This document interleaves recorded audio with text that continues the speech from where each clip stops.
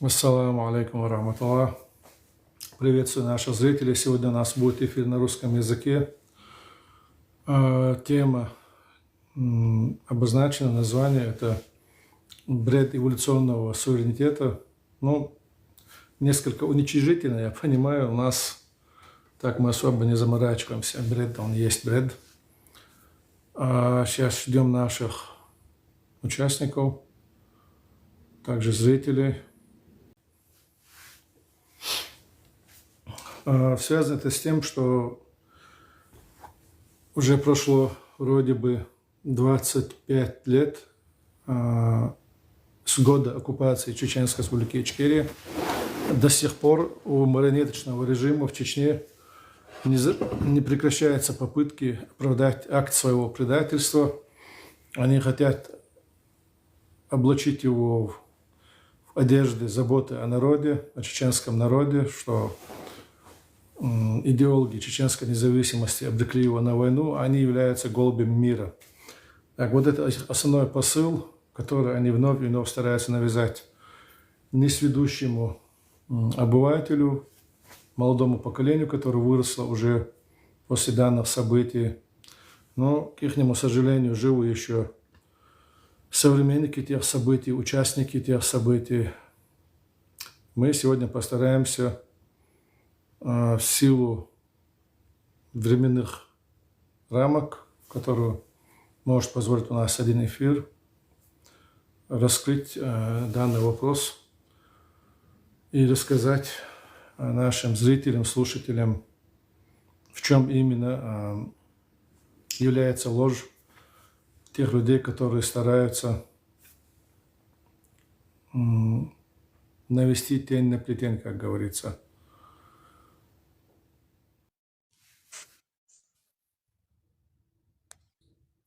Данильбек. Ассаламу алейкум рахматуллахи ва баракату. Ва алейкум ассалам. Так, Данильбек подключился. Машу, Данильбек. Дерем маршал связи аукшун. Темто, что интересно, юбадич, бамубийский ечем бинтеме, ацелах, ечем цабичи, явишти, ечем школа ишула цахул. Да, мулахата, она тема. Хавел рюкоги, не схочки пар. Так, Данильбек, у нас сегодня участники. Данильбек, сам представишься потом. Это участник событий, человек, стоявший у истоков чеченской независимости. Это участник единой силы, который возглавляет информационный отдел Сайхан Музаев. Я надеюсь, к нам еще подключатся еще участники. И недавно мы получили по рассылке видеофайлы, где сегодня оккупированная Чеченской Республики Ичкерия старается вновь переписать чеченскую историю. И основной акцент сделан на то, что сторонники чеченской независимости подставили народ, подвели его под неминуемую войну. Вопрос, была ли эта война неминуемой.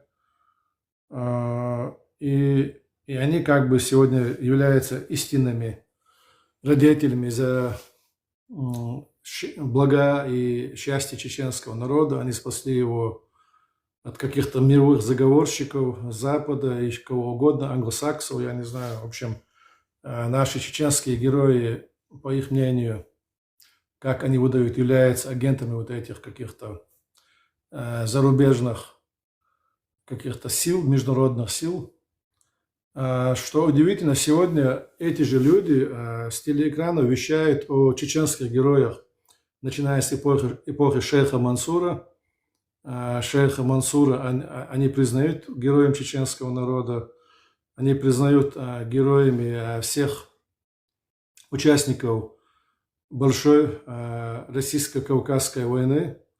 Это Байсангур, это Шуайб Цантаройский, это Телхик Шалинский, многие-многие, Саадул Гихинский, многие другие герои той эпохи, ими признаются за героев. В то время как в советский период эти же герои считались реакционистами, Шейх Мансур вообще считался агентом то ли Османской Турции, то ли Британской империи. Сегодня уже их хвалить можно, их признавать героями чеченской нации можно по разнарядке из Кремля. А вот герои, которые следовали их стезей независимости, стезей суверенного чеченского государства, их уже опять причисляют к каким-то агентам каких-то международных сил. Вот в этом есть явное противоречие, которое не может не увидеть человек размышляющий. И неужели, вот я удивляюсь, эти люди, идеологи марионеточного режима, пехотинца Путина, люди, которые продали совесть и честь, которые продали национальный интерес за 30 серебряников, неужели они сами не понимают, что, будучи, в принципе, людьми не глупыми и умеющими размышлять логически, что вот это противоречие будет сразу же бросаться в глаза тем, кто их слушает. Если вдруг сегодня у нас здесь попросится на эфир, хотя это маловероятно, но если вдруг попросится с нами подискутировать на эту тему наши оппоненты, то есть люди, которые находятся по ту сторону баррикады, как я уже писал в своем анонсе, принимай их. Единственное, контролирую, чтобы соблюдались правила. И если там нет перехода за красную линию, перехода на личность, пускай они будут утверждать как бы свою позицию, аргументировать ее. Мы готовы как бы к открытому диалогу. Так, в общем, обвинение в чем, что была декларация о независимости. Сегодня всем известно, что декларация о независимости, принятая в 90-м году, она не отрицается сторонниками независимости. Они сами были одними из тех, кто стоял у истоков этой декларации. Это команда Зелимхана Яндарбиева, но и все другие, которых сейчас мы не будем упоминать, чтобы не тратить время. Ну, естественно, что, будучи еще тогда в составе Советского Союза, принятие этой декларации на уровне Верховного Совета, это был таким значимым, решающим шагом, да, насчет статуса этой декларации. Его могли принять на какой-нибудь народной сходке или на съезде, что все-таки есть разница между сходкой какой-то и съездом. И тем не менее, то, что декларация была принята на уровне Верховного Совета, это очень значимо. И никто не был против из тех, кто впоследствии стали отцами чеченской независимости, как говорится, в связи с изменившейся ситуацией. Они в тот период также были согласны на статус союзной республики для Чечено-Ингушской республики. Ну, те, кто говорят, что вот была намеренная атака против Верховного Совета ЧССР, и эти люди как бы были присланы какими-то спецслужбами, даже из намеков ясно, что им даже вменяется, что они работали, что удивительно, вообще на спецслужбы самого государства Советского Союза. То есть по их логике получается, что сам Советский Союз изнутри себя сам себя расшатывал. Много таких удивительных моментов мы слышим из уст этих людей. И потом они такие борцы за народ, которые остановили вот этих агентов Кремля, Советского Союза, противостояли им героически и героически вошли в состав Российской Федерации. Вот такая логика у людей. Ну ладно, против этой декларации сторонники независимости не были. Они также были, их можно также считать соавторами данной декларации. Единственное условие, которое ставилось главе Верховного Совета тогда, Доку Гапурычу Заугаеву, это было следование условиям декларации, чтобы не было опять половинчатых каких-то шагов. Исторической памяти чеченского народа, а также тех людей, кто представлял интересы народа, кто ратовал за историческую справедливость. А это был тогда, наверное, главный месседж, так как чеченский народ так и не был реабилитирован после депортации в Среднюю Азию и Казахстан. С этой обидой чеченский народ жил весь послевоенный период до начала развала Советского Союза. И поэтому, помня те времена, чеченский народ требовал, да и сами участники тех событий понимали, что это есть главное требование чеченского народа, чтобы независимость, следование пути независимости и реабилитация чеченского народа были бы реализованы, а не просто декларируемые на каких-то бумагах. Также в народной памяти было, что в начале 20 века, после распада царской России, много декларативных заявлений так и остались на бумаге. Народ подвергся репрессиям. Также был постулат, что никакой веры этому государству нет, но да, я согласен, и все, наверное, те, кто помнит те времена, согласятся, что никто не ожидал, что Советский Союз может рухнуть, прекратить свое существование, тем более так неожиданно и быстро, в одночасье. Поэтому вхождение в состав, то есть переоформление союзного договора, вхождение его в состав в качестве суверенного, независимого союзного государства, это было приемлемым условием если, скажем, у других наших участников в другое время, то есть другое мнение, могут меня поправить, но насколько я помню, тогда, насколько я читал, слушал, я был знаком с многими, прежде всего с Зелимханом Яндарбиевым и с Асланом Масадовым, но, к сожалению, не с Джохаром Дудаевым, он как бы у нас временной разрыв, да, он намного старше меня. Я с ним лично знаком не был, хотя пересекался, но чтобы я общался как с Зелимханом и с Асланом, такого не было. Но все они подтверждали даже впоследствии, что никто из них в тот период не был против того, чтобы Чечено-Ингушская республика подписала обновленный договор с Советским Союзом. И клевета на наших героев исходит из того, что они намеренно при подстрекательстве спецслужб, а тогда это КГБ, саботировали работу Верховного Совета с тем для того, чтобы государство или власть имело возможность как-то прийти и развязать войну в Чеченской Республике, Чечено-Ингушской на тот момент. Вот это абсолютно утверждение, которое само себе противоречит. А почему было принято решение о создании независимого государства? Потому что был путч, был государственный переворот, и, в принципе, сам Советский Союз, он был низложен.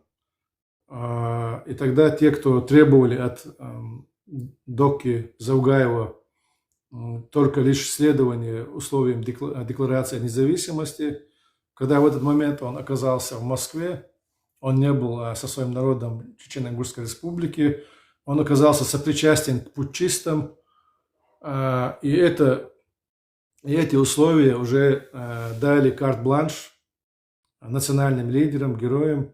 До этого напомню тем, кто не в курсе новейшей чеченской истории, что состоялся съезд ОКЧН, это Объединенный конгресс Объединенный конгресс чеченского народа. Этот съезд также имел свои полномочия народного института, и на самом деле шла политическая борьба, но это нормальное явление, никакого саботажа не было, шла нормальная для любого государства политическая борьба, когда оспаривались те или иные аспекты независимость, которая была обозначена в той декларации. Как ее реализовать, каким это должно быть, как это видится. И только лишь по принуждению народа, да, мы все помним, соглашался на какие-то условия. Сам Доку, Завгаев и Верховный Совет шли на уступки народу, понимая, что это перестроечное время, что народ будет, что они не в состоянии будут, если народ станет. Они шли на уступки и повышали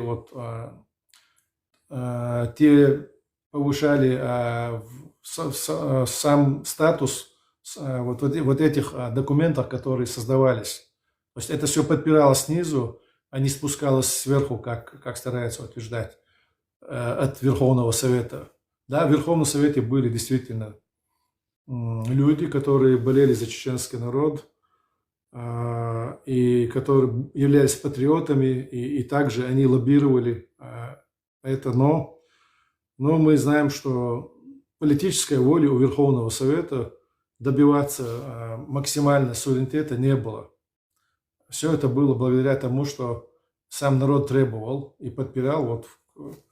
И двигателем этих процессов являлся УКЧН. 6 сентября Верховный Совет был свергнут, так как был облечен в связях не сам Верховный Совет, но некоторые его члены, глава Верховного Совета, или иначе, как он назывался, председатель, в связях с путчистами. На тот момент новая власть в Москве, в Кремле, она тогда воспринимала чеченских революционеров, как их тогда называли, Джохара Дудаева и его команду, называли их, не воспринимали тогда отрицательно. То есть сама вот эта революция, она приветствовалась. Но когда стало понятно, что эти люди не собираются входить в состав обновленного российского государства, тогда уже были предприняты силовые моменты. Да. В Чечню был направлен отряд особого назначения для того, чтобы пресечь попытки создания независимого государства, которые провалились с треском. Затем были проведены всенародные выборы, которые также стараются очернить, назвав их сфальсифицированными. Это были выборы, проведенные при наблюдении международных организаций. Джохар Дудаев на них победил. И еще один документ, который также старается опорочить в этих выступлениях на марионеточном телевидении, когда переписывают историю чеченского народа, новейшую историю чеченского народа, показывают, как будто первый указ, президентский указ о суверенитете Чеченской Республики, как будто он противоречит декларации о независимости. Никакого противоречия в этом законодательном акте, в этом документе, самой декларации узреть невозможно. Только если натягивать это и стараясь свои какие-то личностные отношения навести на этот документ, иначе юридически в этом документе никакого противоречия декларации нету. То есть эти основные моменты, которые хотелось бы обозначить, все это нужно, конечно, раскрывать поглубже, детально. Что хотелось бы еще обозначить, весь этот дискурс, да, весь этот спор, его невозможно понять, если не относиться к тому, что строили отцы чеченского независимого государства и что сегодня делает марионеточный режим. То есть между ними лежит глубокая философская пропасть. Мы же понимаем, что чеченский народ прошел многие этапы взаимоотношений с российским государством. Был Шейх Мурза Акотский, который старался выстроить, не будучи правителем всей Чечни, то есть он представлял какой-то Таип Акинцев, старался выстроить взаимоотношения с царской администрацией на Северном Кавказе в городе Терки. В этом проявилось больше, наверное, не именно волеизъявление чеченского народа, а какие-то феодальные терки кавказских владетелей, которые начали проявлять свои устремления к власти, свои властные амбиции после падения Монгольской империи. И не было сегодняшнего понимания государства как такового. Но тот период показал, что заигрывание с царизмом, который приходит на Кавказ в качестве наследника Золотой Орды, не в том в качестве, в котором на Кавказ также рвались и противоборствовали друг с другом другие две региональные державы, это Османская империя и Персидская держава. Они приходились, то есть их войска появлялись только для того, чтобы заручиться вассальным подданством для своих империй, в то время как царская Российская империя пришла на Северный Кавказ основательно и планомерно, шаг за шагом, намеревалась включить ее в состав своей империи. И вначале чеченцы и другие кавказские феодальные владетели, у чеченцев не было феодализма, но появлялись такие люди, как Ших Мурза Акотский, они мыслили для себя царскую Россию в качестве тех же персидской державы и Османской империи. И думали, что возможны такие вот вассальные взаимоотношения, договорные отношения. В итоге, к эпохе шейха Мансура, всем стало очевидно ясно, что речь не идет о каких-то вассальных взаимоотношениях. И идея вообще от шейха Мансура идет. Мы до сих пор, на мой взгляд, мы живем в эпохе начатой, то есть, может быть, мы в конце той эпохи, но все-таки мы следуем парадигме, заданной шейхом Мансуром. Это парадигма на то, чтобы отстоять кавказскую идентичность, противостоять системной, планомерной атаке России на Северный Кавказ. И вот в эту канву вот этой истории ложится все периоды последующей борьбы за независимость, в том числе и провозглашение Чеченской Республики, позже названной Ичкерией. Отрицать вот этот этап, приветствуя предыдущие этапы борьбы, как большая российско-кавказская война, восстание Альбек-Хаджи, противодействие войскам Деникина, противодействие восстание против советской власти, депортация, вот, признавая все эти исторические вехи как борьбу чеченского народа, отрицать то, что Чеченская Республика Ичкерия была как бы продолжением всей вот этой многовековой борьбы, это нонсенс. То есть у них это как бы их логическая цепочка, это уместно, но для нормального здравомыслящего человека это является явным противоречием.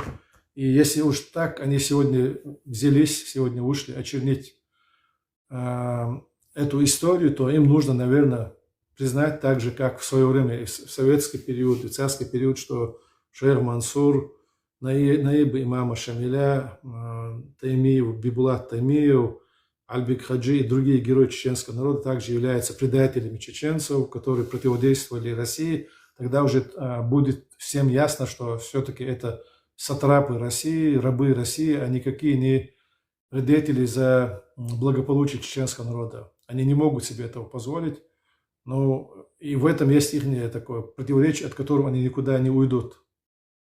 Я сейчас не буду дальше развивать мысль. Я передам слово нашим другим участникам, чтобы зрители не устали от моего монолога. Но мне кажется, я задал грамотно тот ракурс вот этой противоречия, которое сегодня пропагандируется на каналах марионеточного режима в Чечне. И кто готов поучаствовать в вот этой дискуссии, дополнить от себя Кавказ, я попрошу тебя подключить и передаю слово. У нас Данильбек вышел, да, по-моему?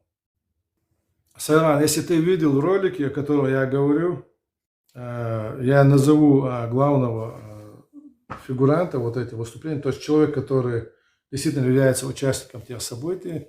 Но с той стороны это Абдулла Бугаев, это его утверждение, что президентский указ о суверенитете противоречил декларации о независимости, принятой еще бытно Советского Союза в 90-м году. Ну и другие ряд его утверждений. Если у тебя есть что сказать по этому поводу, тебе слово. Если нет, я, наверное, продолжу.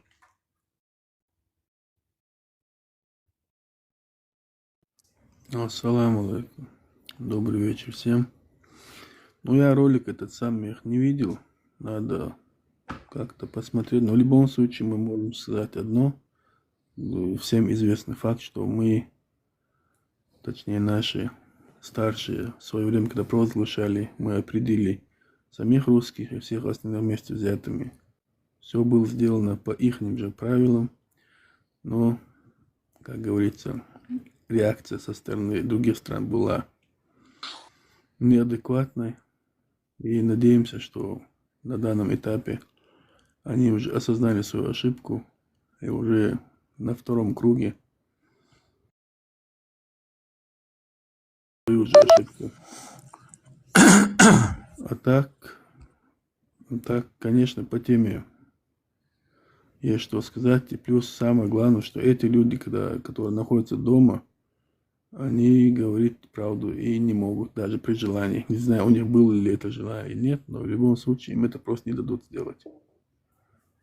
И нету доверия не только этой программе, даже самой безобидной новостной программе нет доверия, потому что там сильнейшая цензура, диктатура.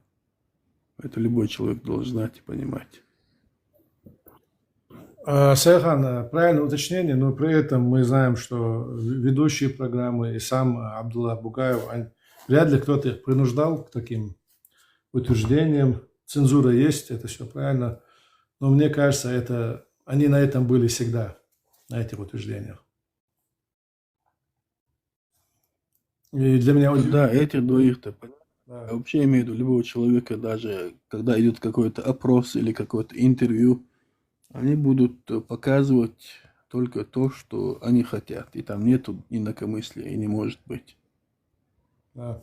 Ну, на самом деле, по-моему, вот смотри, у нас тема называется «Бред эволюционного суверенитета».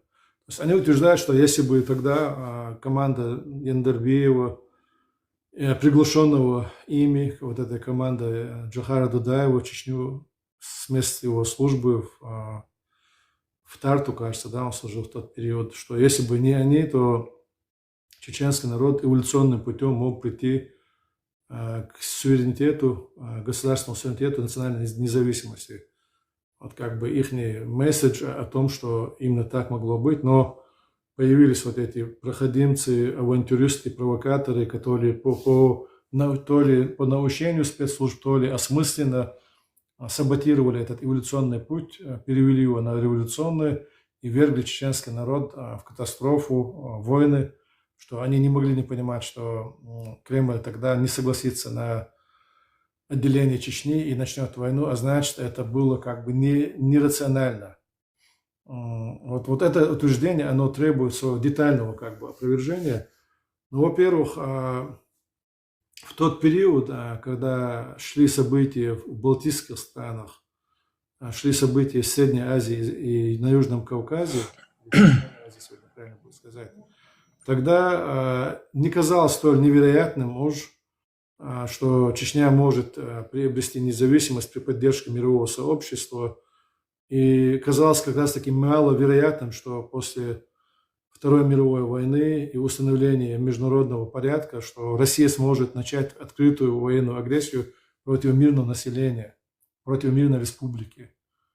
Поэтому все эти утверждения, они такие сегодня уже как бы надуманные. Да, тогда они понимали, что будут какие-то, может быть, полицейские операции, может быть, какие-то другие методы давления на чеченский народ, но что именно это будет развязана широкомасштабная война с огромными человеческими жертвами.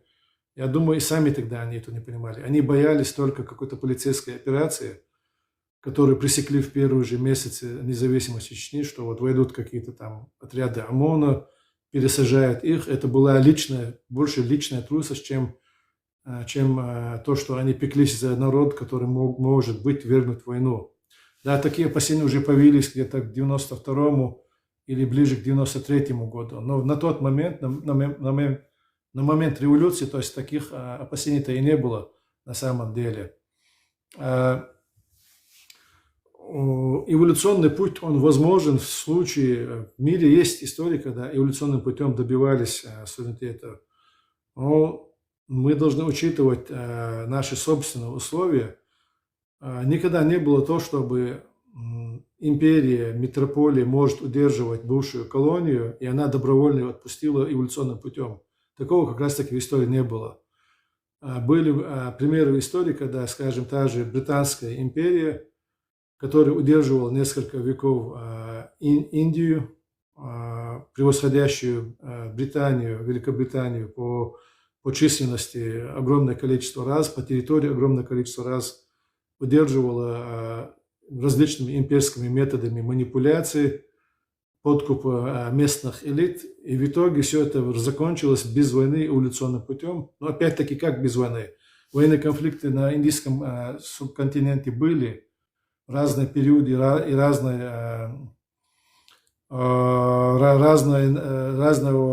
разной степени накала. Но при этом не было такой большой антиколониальной войны, именно в ходе военного проигрыша, чтобы Британия отпустила Индию. Она была отпущена под тяжестью невозможности удержания ее в рамках Британской империи. То есть таким образом мы вообще не отрицаем, что в истории возможен путь эволюционного развития и прихода к суверенитету, но это не наш случай. В нашем случае только борьба, только то, что мы сами можем стать в ходе нашей борьбы неперевариваемым куском или костью в горле империи, только это может нам позволить выйти из железных рукавиц или вот этой жесткой хватки империи.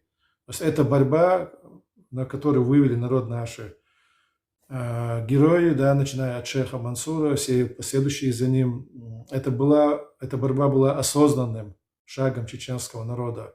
И история самой борьбы сегодня чеченцам позволяет являться тем народом, который, занимая очень малое место на географической карте Земли, практически мизерная, незаметная какая-то точечка, да, на карте, мировой политической карте, занимать в политическом пространстве и даже в культурном пространстве, я не знаю, какого-то идеологического влияния, что в плане борьбы, примера национальной борьбы для других народов, занимать куда более обширное, заметное и узнаваемое место на политической карте мира. А все это связано с тем, что чеченский народ ввел вот эту борьбу. И эта же борьба, она ложится основой тому, что у чеченцев есть потенциал противостоять многократно сильному врагу, даже достигать успехов, как во время Первой российско-чеченской войны, когда чеченский народ выиграл. В этой войне были подписаны мирные соглашения в Хасавюрте, а затем и мирный межгосударственный договор в 1997 году в Москве.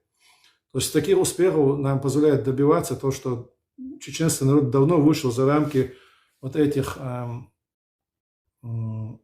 запугиваний, да, что вот империя, она нерушима, силы ее бесконечные, противостоять ему бесполезно. Вот эта философия, арабская философия, вот эта парадигма, ей чеченцы не подвластны именно благодаря вот этой истории борьбы. Вот это философское осмысление себя и всего Северного Кавказа, и прежде всего себя как ядра в борьбе против российского экспансионизма, все это выводит чеченцев на такой уровень. Вот те люди, о которых мы говорим, им хочется, с одной стороны, пользоваться плодами вот этой истории, плодами трудов ушедших героев и даже героев современности, то есть новейшей истории, но при этом отрицать сам путь. Вот что удивительно. А без этого мы становимся таким заурядным народом, который не сможет уже вырваться, не просто, не то чтобы создать просто даже какое-то национальное государство. Чеченская республика Ичкерия отличалась что? То, что они же представляли себя угрозу для того же Кремля и ее власти не в том смысле, что они намерены были создать просто какое-то государство людей, которые просто работают, зарабатывают, живут. Ну, такое заурядное государство. Они же видели в Чечне тогда альтернативный политический полюс, то есть с другой философией, с другой идеологией, которая может быть привлекательной для соседних народов. Это же их пугало. Сегодня именно вот эту миссию на себя уже мерит Украина, потому что Украина сегодня стала борцом против вот этой империи.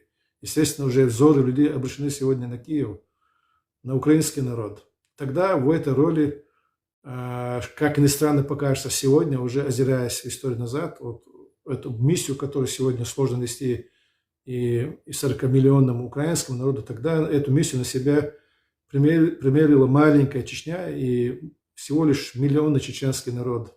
Причем с этой миссией чеченская земля, чеченский народ справлялись на протяжении десятилетия и даже 2 десятилетий. Благодаря этой борьбе смогли бывшие союзные республики, ставшие независимыми государствами, утвердиться в своем статусе независимых государств. Мы помним, да, вот создание СНГ это была попытка воссоздать Советский Союз в новом качестве. И путь, на который вышло тогда сразу сходу, благодаря вот той элите чеченской, политической элите, которую сегодня линчуют и стараются там обозвать чем угодно, но прозвучали и мягкие такие формулировки, как интеллигенция, да, такая творческая интеллигенция, которая ничего не понимает в государственном строительстве, управлении государством, мол, она повела чеченцев по такому гибельному пути. На самом деле эти люди оказались способны осмыслить очень глобальные вещи, очень глобальные, потому что именно к такому осознанию влияния, гибридного влияния российского государства подошли только в Украине, а до них это было создано в балтийских странах, но близость к европейской цивилизации, связанность этого региона с Европой помогло им пройти раньше по этому пути, и их доля, скажем, в Советском Союзе была не так велика, как доля Украины, и уже путинский режим не мог пойти на то, что вот Украина, она уже полностью выходит из-под контроля Кремля. Вот в чем суть вот войны в Украине. Этот пример впервые, он как бы подобное было реализовано в Чечне. Вот в чем. На самом деле мы даже до сих пор не можем всецело оценить масштабы, насколько грандиозные были масштабы государственного строительства в Чечне. Еще раз повторюсь, в Чечне тогда мы строили не просто какое-то заурядное этническое национальное государство. Это был действительно такой философский или же такой геополитический проект. Это в Чечне создавался альтернативный Москве политический полюс. Вот в чем заключалось то действие, которому именно поэтому было оказано колоссальнейшее давление тогда на руководство Чеченской Республики, на сам чеченский народ и на молодое чеченское государство, Чеченская Республика Ичкерия. Вот в этих рамках нужно поговорить, раскрыть всю эту тему. Конечно, я понимаю, что нужно разбить вот эту тему на серию каких-то частей, эфиров, чтобы не было все так сумбурно.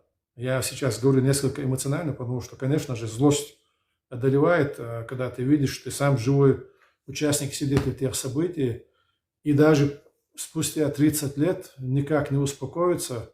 Ну, понятно, там у них звучал такой мотив, что опять мы подходим к какому-то очередному этапу, возможно, да, в ближайшее время, что будет какой-то переходной период. Все понимают, что Россия, завязшая в войне в Украине, ее ждут какие-то перемены. И люди, которые сегодня сидят в Чечне, они боятся за себя, они боятся за свои предательства, Они понимают, что если сегодня как-то морально не оправдать акт своего коллаборационизма и предательства, то все, они прямо так и говорят, что все это мы подходим к той эпохе, которая была в начале 90-х, и что мы не должны допустить в очередной раз к власти людей, подобных Дудаеву и Эндарбиеву, которые опять поведут чеченский народ по пути страданий, как они говорят. На самом деле, если так, то чеченский народ идет по пути страданий уже 300-400 лет. Это его осознанный выбор. Понимая, что иначе чеченский народ вообще может перестать существовать физически как самобытный, своеобразный этнос. Вот в чем вообще вопрос. Данилбек Бяхмабила, чуть арви алир, хюкдош талонас, вистила. Ассаламу алейкум варахматуллахи вабаракатух. Давайте начнем с такого момента, что весь этот съезд, все это... Представься по фамилии, по имени, фамилии, и тебя фотографии Хорошо. видно. И чтобы, с тем, что чем ты занимался в тот период, а потом уже по теме. Я думаю, особо и представляться-то не знаменитая личность, но все-таки я был в рядах начальных наших таких движений. Данилбек Элиханов.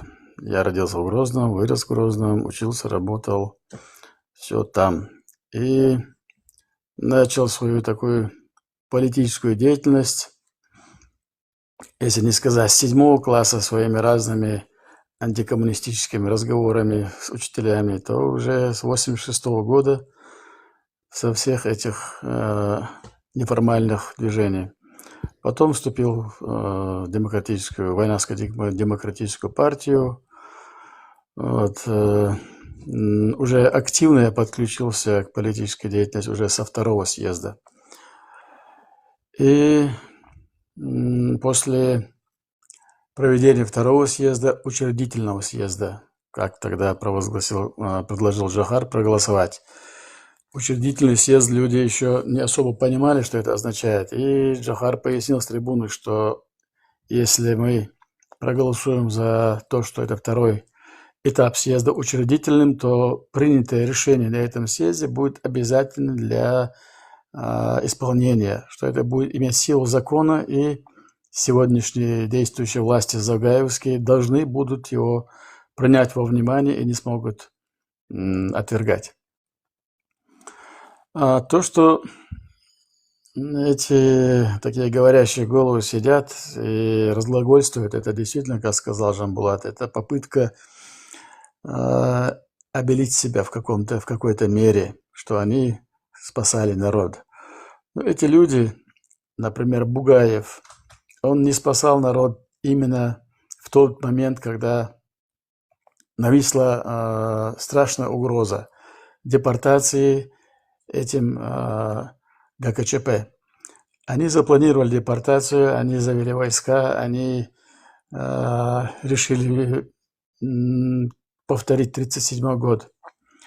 Но в течение 3-4 дней они потерпели поражение, их нетрусость, их нерешительность, их неподдержка людей, и, видимо, и среди армии, и в каких-то других структурах, они не потянули этот груз, который хотели взять на себя. Что касается независимости, независимость как сама идея возникла, озвучена была, если так сказать, не ВДП, не съездом в начале. До этого, сидя на телевидении, эти активисты, оргкомитет, если можно сказать, из которого они пытались создать, там сидел Абузар Айдамиров, так сказать, ихний чеченский Шолохов, если можно так сказать, они пытались из него сделать. И они продвигали эту идею, что чеченский народ созрел, что должны провести съезд, что должны прийти к независимости. Есть в Ютубе эта передача, они сидят, человек 7-8, там, и так доказывают, убеждают, что это настало время, что нужно. И они заявили о том, что они готовы, что они работают, среди масс работы, что они будут созывать съезд. Это был период тогда, когда уже были перестройка, кричалась и Горбачевым, всякие, особенно экономические послабления, когда можно было открывать кооперативы, тогда назывались, потом компании. И первую такую крупную компанию создал Завгаев. Завгаев создал компанию Trade American, какой-то Trade American, еще с кем-то Trade, внешнеторговую фирму. И президентом его поставил своего зятя, Булат Чугаева его звали в то время. Вот им нужна была действительно вот эта независимость, чтобы они могли обогащаться, имея в руках монополию на экономическую деятельность за рубежом, они могли обогатиться уже по тем временам, как сегодняшние эти миллиардеры. Вот. Но, тем не менее, к Завгаеву особо претензий никто не предъявлял в этом плане, хотя и отмечали, что почему именно только один Завгаев может. После проведения второго съезда, создания ОКЧН, и когда был избран Джохар, Джохар сказал, никто никаких переворотов не собирался делать и не делал. Джохар сказал, мы должны обратиться к Завгаеву и предложить ему наши услуги, наши силы. Идти по пути независимости, как у нас получится, не спеша, ничего не нарушая. Иди вперед, докку, мы тебя будем идти за тобой и подталкивать. Если ты встанешь впереди, мы всех, весь народ поведем за тобой. Возглавь народ, они ему сказал. Он был на приеме из Завгаева. Когда Джохар туда шел на прием к Завгаеву, нас 3 человека его сопровождали, и до кабинета мы были рядом. Джохар зашел и поговорил, но Завгаев сказал, да вы кто такие? Да вы что из себя мните? Вы мне не ровня. И в таком плане был разговор. Ну, тогда он сказал, тогда мы тебя сметем, потому что ты стоишь на пути чеченской независимости. Сегодня, когда есть возможность, есть воля народа, есть законы, есть по тем законам Конституции Советского Союза и других, мы можем полностью провести процедуры и взять на себя эту обязанность, эту ответственность. До этого, когда еще Горбачев провозгласил о том, что новый федеративный договор, обновленный союз, в Чечне 90% Чечни проголосовали за проведение референдума о обновленном союзе. У каждой республики должен был статус подняться до уровня союза. И это был новый союзный договор. Это были равные мини-государства и большие государства, которые как 15 союзных республик. И все автономии, которые заявляли об этом, получали этот статус. И практически закон, принятый в Советском Союзе, и уравнял автономные республики с союзными. Этот договор был самый лучший выход для Советского Союза. Ни одна республика не пыталась убежать куда-то в сторону, но когда ты заключаешь договоры на равных, как договор равных государств, это устраивало всех, и нас устраивало, и любого могло устроить. Именно против этого союзного договора решили сделать переворот эти ГКЧПисты. И после того, как они проиграли, начал возвышаться Ельцин, он уже пошел ва-банк и решил полностью подмять и Горбачева сместить, и этих выкинуть. И тогда уже произошло противостояние. В тот период, когда были заведены войска, это 19 августа, но они завели еще раньше, где-то за неделю-две, минимум 10 дней. Ни Завгаев, ни Бугаев, ни Хаджиев, ни Умхаев, никто, ни Аслаханов, ни Хасбулатов, где бы они ни были, они не имели вообще представления, ни одним словом не обмолвились, ни одним действием не попытались даже предупредить людей, даже известить их, чем-нибудь помочь, чем-нибудь где повлиять. Они все залегли на дно. Ни один человек из них не был слышен. Сегодня Бугаев сидит с этим каким-то там сосунком и начинает рассуждать: мы хотели это, мы хотели то. Все, что они приняли, и все, что он зачитывал, это было принято под давлением активистов съезда, который заставил этот Верховный Совет принять. Мы стояли на этом митинге перед Домом политпросвещения, когда у них было заседание. И внутри у них были депутаты, которые были сторонниками вот этого съезда, решения, чтобы решение съезда учредительного принял Верховный Совет. Это был Лёма Усманов, это был тот же Хамзат Нунуев, это был тот же Ахмадов Хусейн, еще другие кто-то там были. И они внутри тоже требовали, чтобы принять, вот народ требует. У них был полностью карт-бланш, и они, исходя из того, что и вот народ провел съезд, и вот народ требует, и сегодня ситуация такая, и возможности в стране есть такие, и они приняли это такой безопасный для себя, абсолютно непроблемный решение, что Верховный Совет тоже принимает закон постановления о независимости.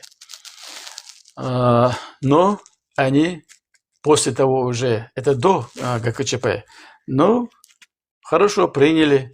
Дальше что? Дальше спокойное отношение. Главное, что провели один этот главный закон, что Верховный Совет принял, официальная власть приняла. И в таком, как говорил Джохар, правовом поле все это продвигалось. Никакого действия ни правового не проводилось. Никаких эксцессов не было, ничего не было. До тех пор, пока 19 августа не было объявлено ГКЧП. Вот тогда те, которые сегодня пытаются заявить о себе как о спасителе народов, они ушли неизвестно куда, как у чеченцев говорят, как будто спрятавшиеся лягушки, когда ударишь по воде палкой. Они были в таком состоянии, и только именно те, которые были организаторы съезда Войнавской демократической партии и молодежной организации Шейх Мансура, эти активисты вышли. Эти активисты вышли и начали хоть что-то делать. Этих людей не было, пока ГКЧП не арестовали, этот комитет, который сколько там сидело их. И тогда уже вернулся Завгаев и начал пытаться перехватывать ситуацию. Тогда ему сказали: нет, дорогой, ты уже уходи по добру, по здоровому, давай нормально проведем выборы, ты тоже участвуй, все участвуем, без проблем сделаем и продолжим нашу независимость. Но у них получилось так, что Завгаев, сделав ставку, согласившись на ГКЧП, стал противником Ельцина. И после у Хасбулата тоже были с ним свои личные счеты. И он решил его не поддержать во всяком случае. И там были ходаки, приезжал Хасбулатов, приезжал Бурбулис, приезжали какие-то генералы, другие депутаты. Это целая эпопея была, сейчас его долго рассказывать. Но Хасбулатов и Бурбулис, они пытались убрать Завгаева и поставить из той же колоды другого. И они... Ганга Эльмурзаева была такая, она, по-моему, возглавляла какое-то ведомство управления профтехучилищами, ну, такая пораженная тоже коммунистка. И она кричала: вот, только не Дудаев, кого угодно. Москва не согласится на Дудаева. А Москва это была не соглашающийся Хасбулатов, этот Аслаханов, вот это кодлы, которые были издавна прикормленные и насквозь пораженные коммунисты, они были против Дудаева, они были против... Почему? Потому что они были избранниками народа. А эти были, по идее, назначенцами ушедшей власти. И статус их был совершенно несопоставим. Поэтому они сопротивлялись и пошли поддержку искать у Ельцина. И именно они в течение 3 лет, они просили, они убеждали, они говорили, врали, что чеченцы не поддерживают Дудаева, что народ станет против. Стоит вам прислать там с десяток танков, и все, Дудаева возьмем, остальные будут нам рады. Они убеждались, чтобы начали войну.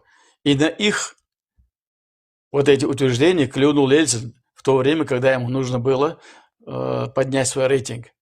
И именно вот надеясь, рассчитывая, что будет маленькая победная война, как они рассчитывали за 9 дней, вот, они и приняли это решение. Были те, которые против были, политики, другие, третьи, и в России, и на Северном Кавказе.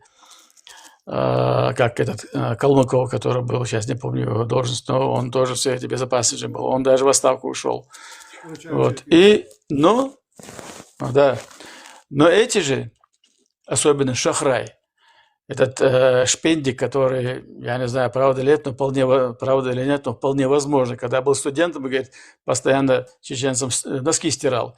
И вот эта его ущемленность неполноценная, его комплекс неполноценности, он был лютым врагом чеченцев. Он кричал в 1993 году, если мы сейчас не остановим Чечню, то такую же независимость захотят и все другие республики.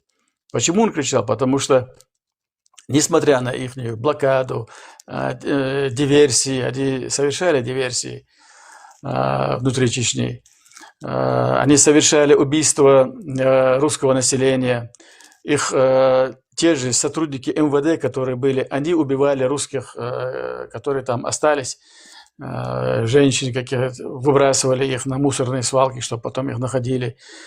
Они все это творили. Далибек, извиняюсь, что перебиваю. Получается, чеченцам дорого обошлись постельные носки, это раз, и дорого обошлись вот чеченские прикормленыши, или как их назвать, Ельцина, которые не были... Выкормыши. Выкормыши, да. То есть, на самом деле, когда говорят не гражданской войне, а внутреннем чеченском конфликте, он есть, но этот конфликт не исходящий из социальных противоречий или политических противоречий внутри чеченского народа. Это конфликт, произрастающий из купленных манкуртов чеченцев, которые... Вот я хотел бы сейчас, чтобы ты акцентировал свое внимание, когда ты будешь говорить о том, почему вот эти люди... На самом деле в Чечне никогда не было такого широкого представленного класса, да, политического класса или же какой-нибудь, я не знаю, интеллигенции, как у других народов в бытность Советского Союза. Для примера, те же балтийские депутаты в Советском Союзе, они просто положили свои партийные билеты, вернулись, когда на родине провозгласили независимость. Почему наши коллаборанты или наши приспособленцы или наши люди, прикормленные Москвой, не поступили так же? Вот есть у тебя на это ответ? Почему эти люди... Да, конечно, есть. Есть инициаторами того, что в Москве было внушено власти, лично Ельцину, что никто Дудаева не поддерживает, хотя на самом деле мы же видели многосоттысячные митинги в центре Грозного. Почему им их словам поверили? Почему люди не поступили? Вот это же есть на самом деле первый акт предательства, когда эти люди не со своим народом. Они хотят удержать то положение, эти какие-то московские квартиры, депутатские привилегии, правительственную машину, какие-то материальные блага в ущерб своему народу. Вот давайте об этом поговорим. Давайте скажем тогда, коротко начнем немного, пролистнем историю назад. После того, как закончилась Кавказская война, чеченцы остались без последнего своего какого-то государственного института. У балтийских стран, как сейчас их называют, у других стран, даже если они были оккупированы, Польша там, или любая другая страна, или даже среднеазиатские страны, хотя не в той мере, у них были свои элиты, которые были в государственной структуре 100 лет назад, 200 лет назад, 300 лет назад. Они имели свои традиции, у них была эта элита. Она не полностью была уничтожена, и она выжила. И уровень образования своей внутренней у них был достаточно для того, чтобы эту традицию могли передавать. В чеченском же, в нашей ситуации, после Кавказской войны, очень много чеченской интеллигенции образованной, она была вынуждена выселиться в Османскую империю. И сегодня мы, как видим, они очень много с собой забрали, вернее, достаточно и той литературы, которая была написана, исторической или художественной, или религиозной. То, что осталось, сожгли. То, что те, кто выжили, не уехали в 1937 году, их расстреляли, уничтожили. Цвет нации, элиту нации полностью уничтожили. И на их место, которые были влиятельные люди среди своих общин, на их место поставили самых низких. Мы помним Мазлака Ушаева, помним, другие помним. Такой же вот этот низкосортный люди, которые были ни к чему не способны и в обществе чеченском были в таком на уровне плинтуса, по ихнему, как они заслуживали. Их империя взяла и поставила во главу. Этот комплекс, который у них сидел, это ненависть, это неприязнь более успешным и более мужественным людям, уже имея за спиной войска НКВД, они вели этот террор. И ихние потомки, отпрыски, даже не потомки, дальше начали продвигать властные структуры, Советский Союз. Помните кто этот был, который, один чеченец, Дудаева его фамилия, путинский этот, Боч Безан, так назывался он, Да. который организовал наши, который этот... Это Сурков. Сурков, да. Сурков, по-моему. Дудаев. Как раз таки, вот что интересно, Данильбек, что этот же человек планировал операцию по масштабному наступлению в Украине. Вот, тот же человек планировал. И, по-моему, там был конфликт между Путиным и этим Сурковым, Дудаевым, Дудаевым, что он как бы не до конца правильно информировал его ситуацию внутри Украины. Да, он большие деньги там израсходовал, прикарманил его, он из-за этого вообще падение его карьеры произошло, за то, что он в Украине прошляпил. Вот его отец был НКВДшником, и его дед, по-моему, тоже был из этих служивших русским. Его отец, он женат, который был на русской женщине, и во всей этой ситуации он всплывает где-то в какой-то там русской глуши, в какой-то хрущевке, доживает свою жизнь, как обычный русский пьяница-бомж. Вот. Эти люди, по сути, они безродные. Из них сделали людей такого типа высшего сорта. Помните, фамилия такая, Паскачева у нас были в этом Шалинском районе, были председатели в совете, как сейчас мэром можно назвать. В чеченском сегменте вот этой ономастики нету такого имени Паскоч. Они же Паскачевы, Паскоч. И я задавался вопросом, как может быть у чеченца имя Паскоч? Так она непрезентабельно, не то, что очень так низко звучит. Но эти люди были те, которые уже еще в царскую Россию служили русским. Ихнего отца, который кто-то служил, их назвали в честь генерала Паскевича, Паскочем назвали. Его же чеченцы назвали Паскоч.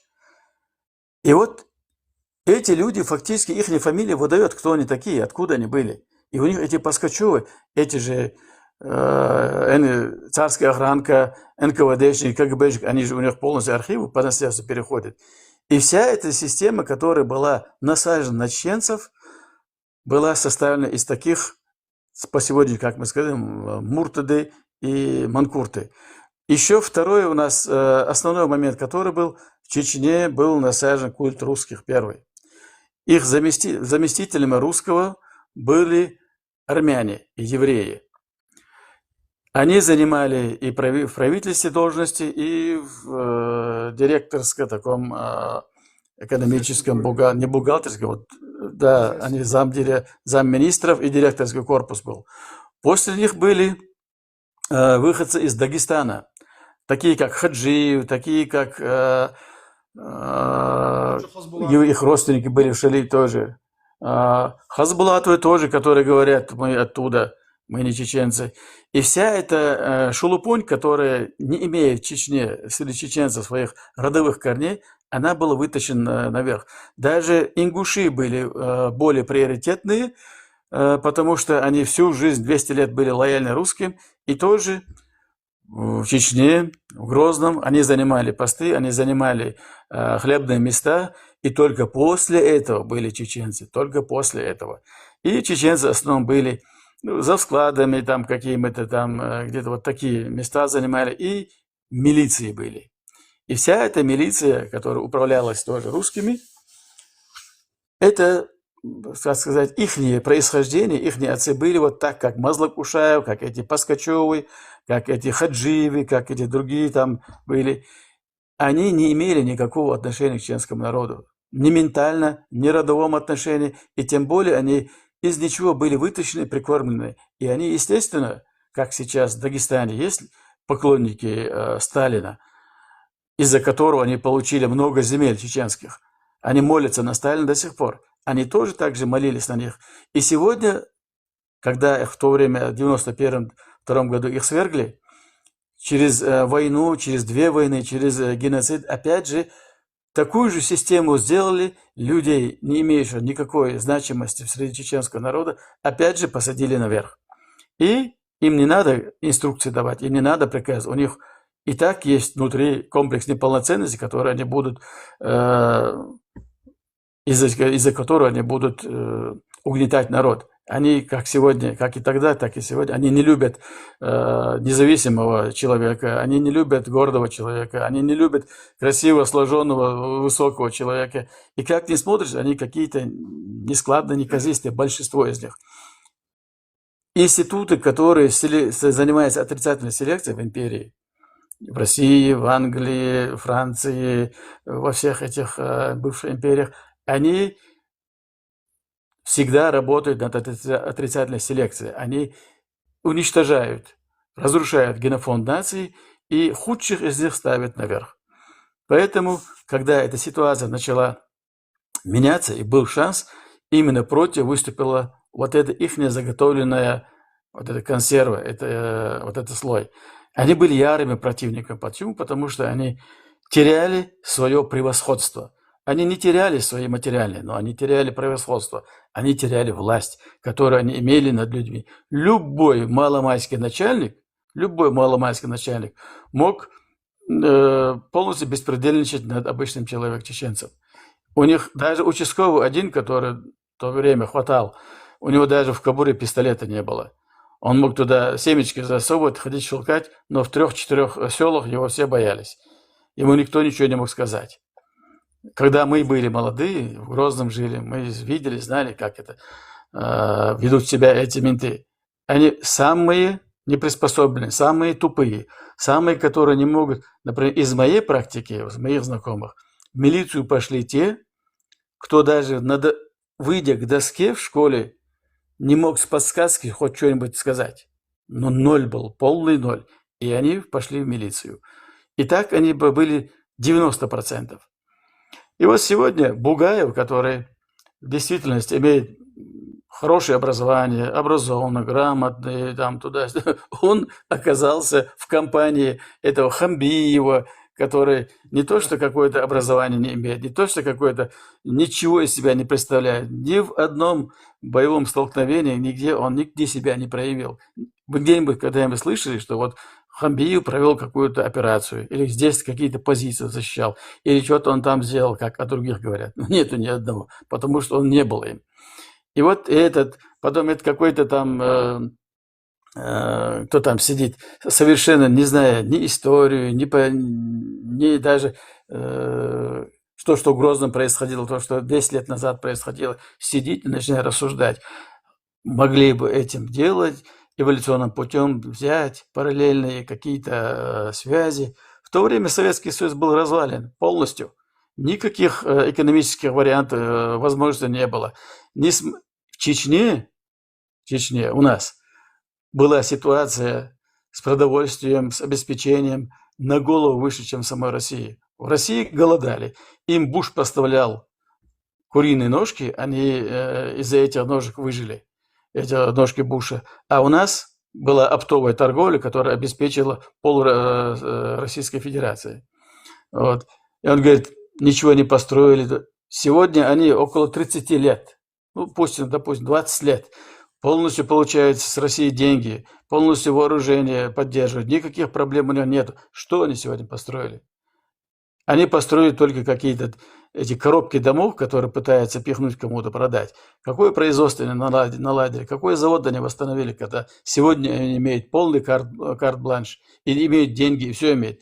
Они все пускают на золотые унитазы, часы, на это.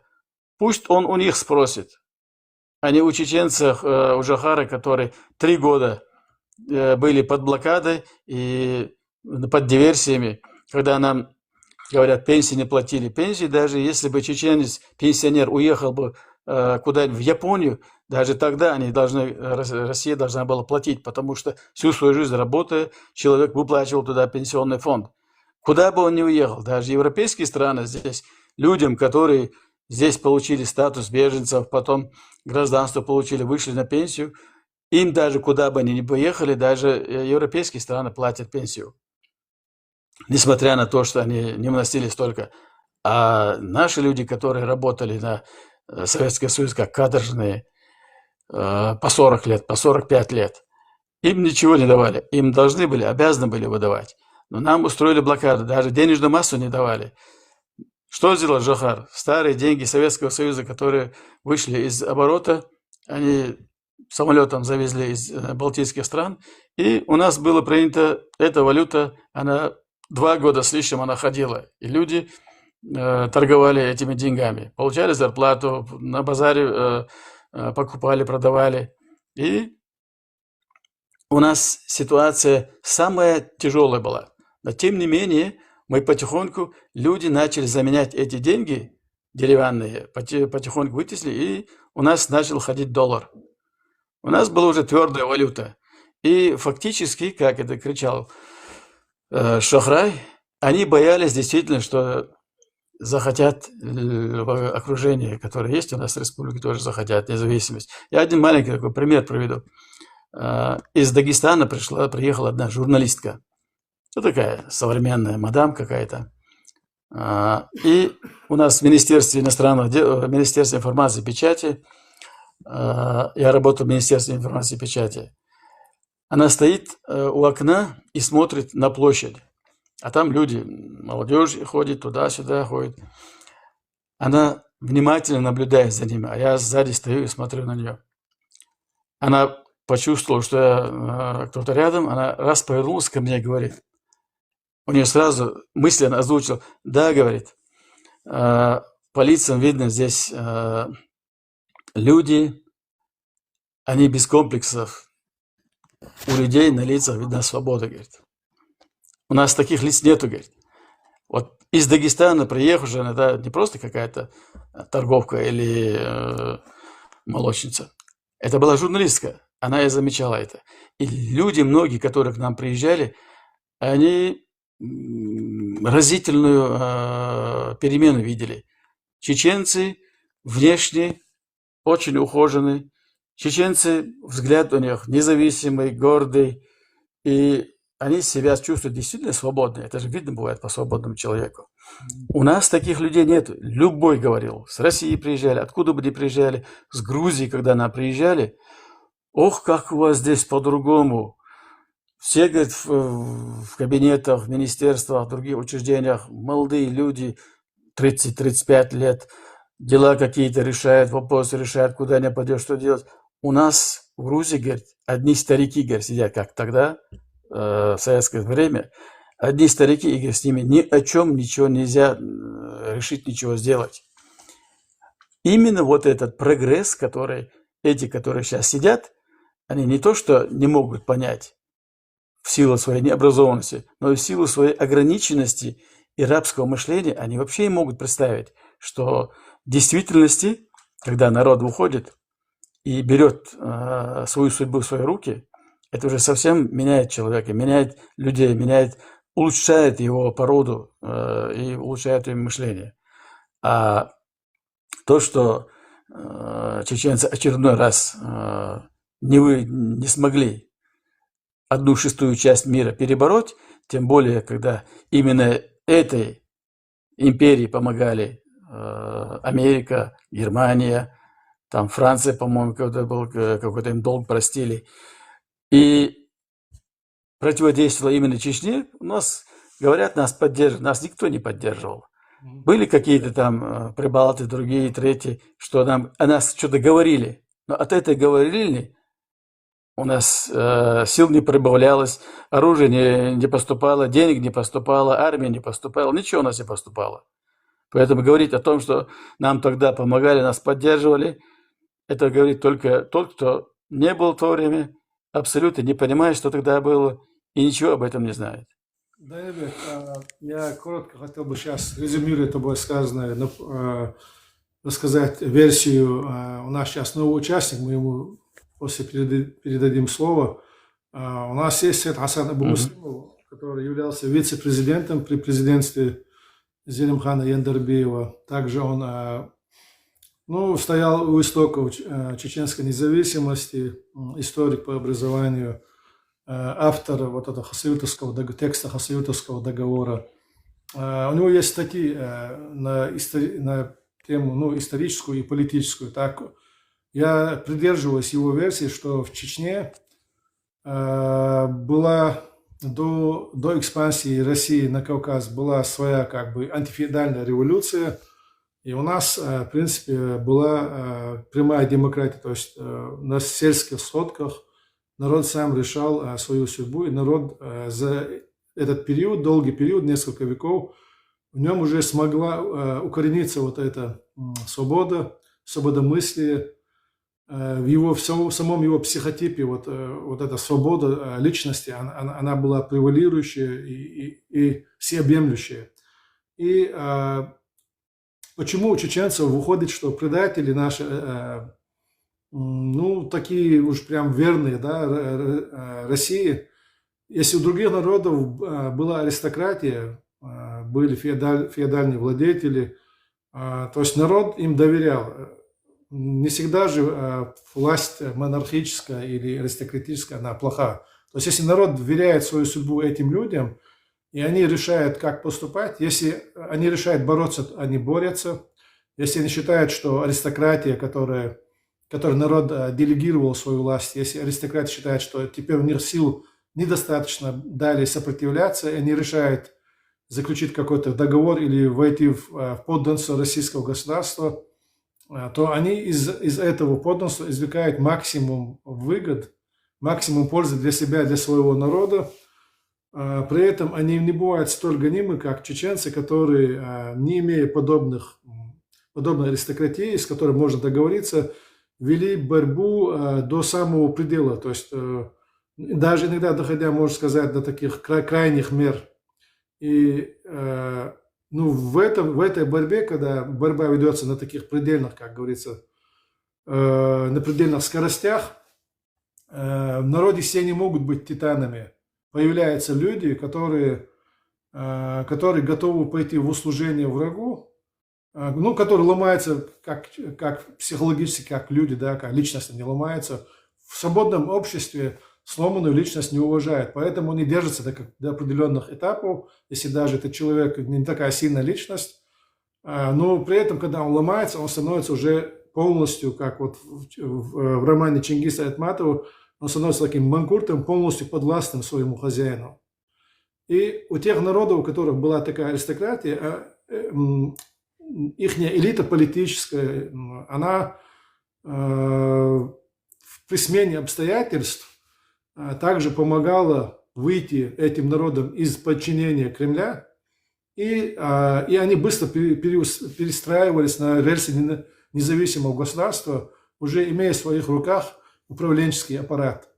Чеченцы же в этой бескомпромиссной борьбе теряли своих лидеров, как ты уже отметил, кто-то уезжал по окончании войны, если они выжили за рубеж, то есть Османскую Турцию, в тот период большой российско-кавказской войны, или же как сегодня в Европе находится, в европейских странах огромная чеченская диаспора.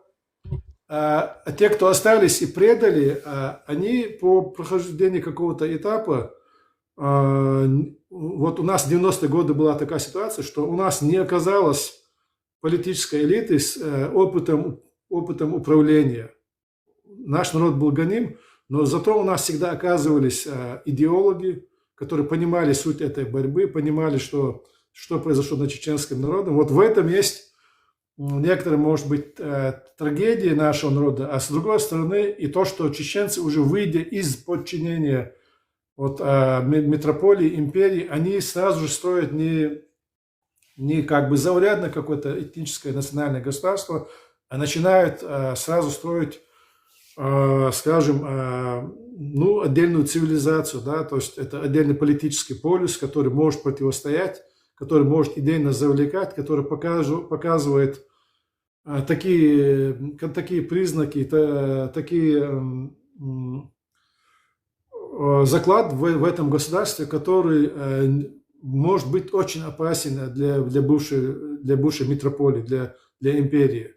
То есть, так как они понимают, что те, кого они прикормили за период своего правления в этой стране, эта связь, она обрывается моментально. Это произошло в Чечне, когда скинули Верховный Совет, когда, в принципе, изгнан был из республики Завгаев, и Завгаев не имел твердой обратной связи с народом. Его-то назначили буквально в 1988 или 1989 году, за 2-3 года до крушения Советского Союза. Он не успел обрастись связями как в самой Москве сильными, так и среди своего народа, через своих родственников, через какие-то там коррупционные схемы.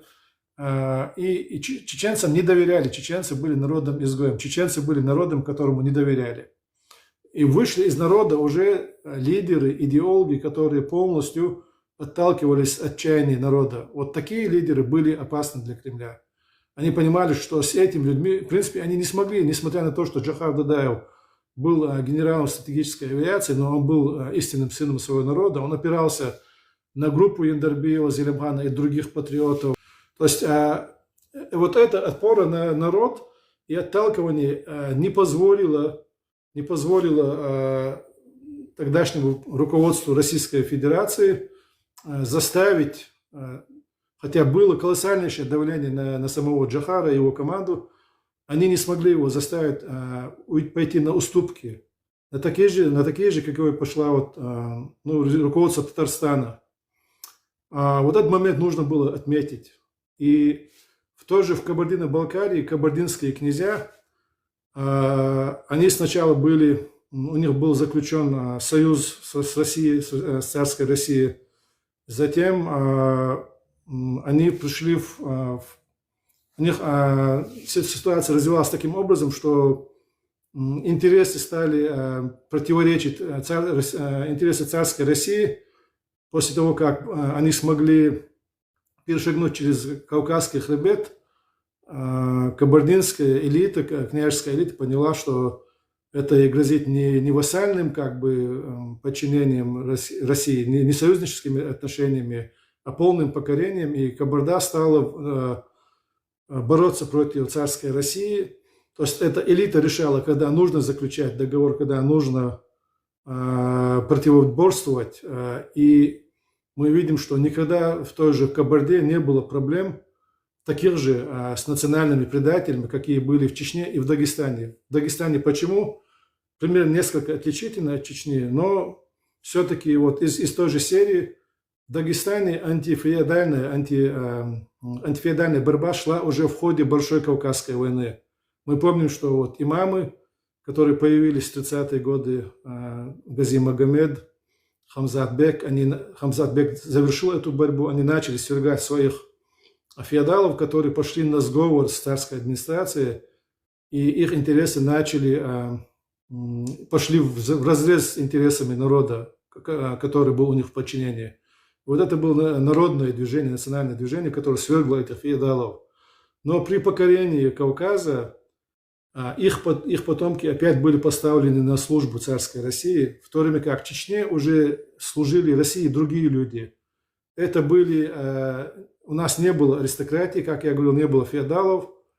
У нас были идейные наибы у имама Шамиля, которые погибли в первый период Большой Российско-Кавказской войны.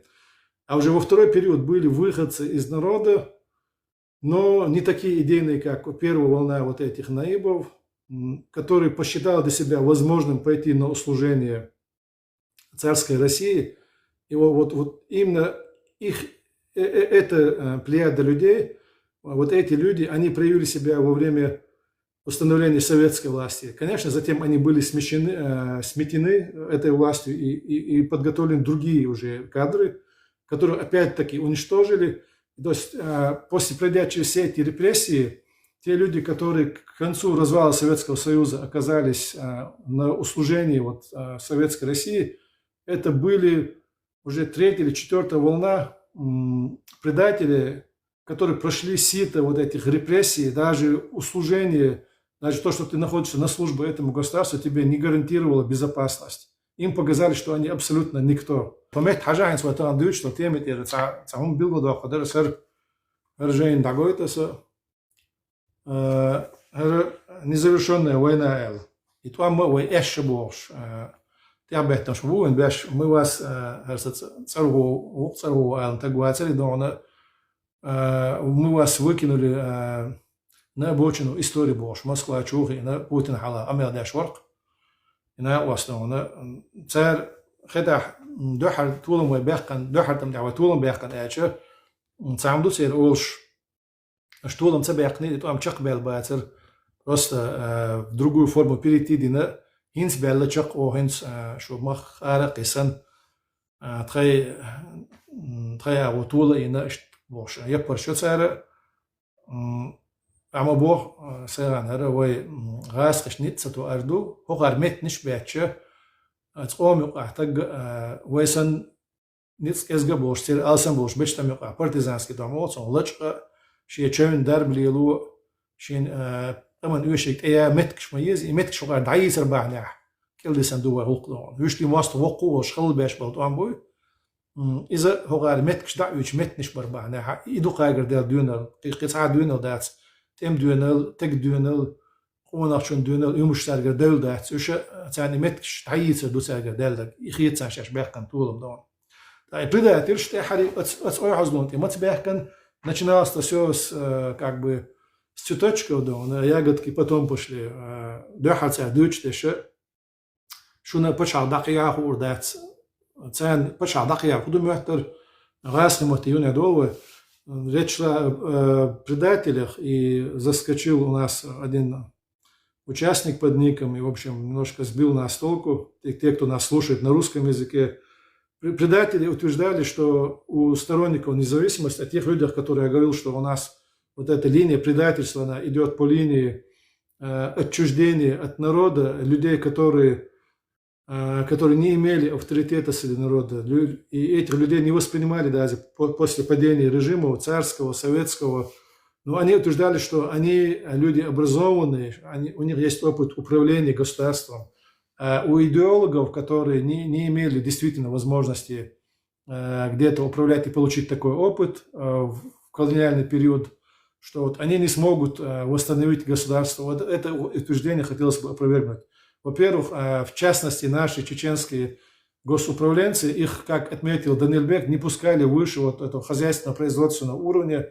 Там директора совхозов, колхозов, какие-то, может быть, директора каких-то складских, каких-то помещений. Даже у нас не было полноценного директора важного производственного комплекса в Чечне, скажем, нефтеперерабатывающий работ, чтобы чеченец стал во главе какого-нибудь завода Анисимова или другого, это просто было немыслимо тогда. Не говоря уже о партийном управлении, о политическом управлении. Только в 1988 году стало возможным из-за того, что изменились условия, изменилась ситуация, стало возможным назначение этнического чеченца Заугаева. До этих пор такое было немыслимо. Но в чем заключался их опыт? В том, что они, что они становились опорой среди чеченцев над чеченским народом, опорой этой власти, то, что они обворовывали этот народ и давали взятки наверх. Вот, то есть политическое управление не допускались, они были в хозяйственном управлении, но и в этом управлении не было рентабельных хозяйств, которые могли бы самостоятельно в условиях рыночной экономики развиваться. Вот в передачах, которые мы говорили на марионеточных телевидении, они говорили о том, что мы могли сохранить весь промышленный потенциал Советского Союза, а сегодня я знаю людей в Чечне, которые работают на этих промышленных предприятиях, в полную мощность запустить не могут, работают отдельные цеха, ну, скажем, на 10, на 15%. Есть какие-то предприятия, которые до сих пор работают старого советского образца. Они сегодня говорят, что даже вот эти 15% их держат номинально, чтобы сказать, что в республике есть какая-то промышленность. Они нерентабельные. Во-первых, они очень энергозатратные. Они потребляют такое количество электроэнергии, что продукция, произведенная на этих предприятиях, становится неконкурентоспособной. Все бывшие республики, ставшие независимым государством Советского Союза, или доживают век вот эти предприятия, как в странах Центральной Азии, я не знаю, в Беларуси, да, но они этой продукцией они пользуются уже как бы внутри себя, за пределами этих республик, стран, эта конкуренция, эта продукция не конкурентоспособна. Но мы знаем, что в любом случае мир сегодня взаимосвязан, и в республике будет заходить продукция извне, и тогда в любом случае это всего лишь вопрос времени, когда эти предприятия полностью прекратят свое существование. И также были обвинения относительно чеченского руководства, что не контролирует криминогенную обстановку. Все ориентировались на времена Советского Союза, когда МВД и КГБ жестко контролировало население, и им казалось, что также должно быть и только что ставшей независимой Чеченской Республики Ичкерия. В то время как тот эталон, на который они ориентировались, его не существовало вообще в мире. Советский Союз рухнул, и в ее частях, в отдельных республиках, криминогенная обстановка была похуже, чем в Чечне, а тем более она была наихудшая в самой Российской Федерации. Мы понимаем, что происходило в глубинке, да, Российской Федерации, не говоря уже о столичных регионах, о Санкт-Петербурге и Москве. Ситуация там была ужасна, она озвучивалась и не скрывалась. То, что в Чечне происходило, это просто детские игры, можно сказать, по сравнению с тем, что мы же даже фильмы сегодня смотрим, что уже говорить о каких-то там, я не знаю, каких-то сводках МВД. Просто посмотрите художественное осмысление того периода. Сами российские режиссеры, сами они все это передают через фильмы бандитские 90-е или лихие 90-е. То, что там происходило, передел имущества, убийства, это ужас. Вот такого ужаса в Чечне не происходило. Но критикам нашей независимой власти, на самом деле, вот этим отщепенцам от чеченского народа, которые были прикормлены Кремлем, они ставили в упрек это Дудаеву и ичкерийской власти. То есть в хозяйственном отношении это не были абсолютно хозяйственники, люди, которые научились пилить бюджет, который не спускался с Москвы, обворовывать народ, обворовывать вот эти хозяйства. Жанбулат, насчет криминализации я тоже кое-что вспомнил, могу добавить. Да, добавь сейчас сразу, Данилбек.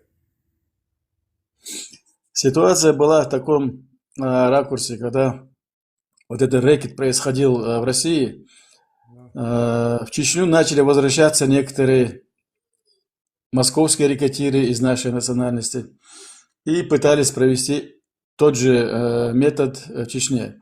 Но им дали жесткий опор, и они откатились назад. Это 100%, что их прислали туда, надоумили русские спецслужбы, потому что все, кто там работал, эти рекетиры, они работали под крышей, в то время это ФСК была какая-то, преемница КГБ. Вот. Потом, после этого, они активировали своего агента, который якобы сбежал, выпустил Лобазанова, и он начал террор против него. Ситуация уже, когда накалилась, его тоже разгромили. Но мне один мой хороший знакомый рассказал, он тоже работал в наших силовых структурах. Ситуация была такая, ВАЗ у нас такой был, предприятие, где эти «Жигули» продавались, ремонтировались. И его директор был армянин.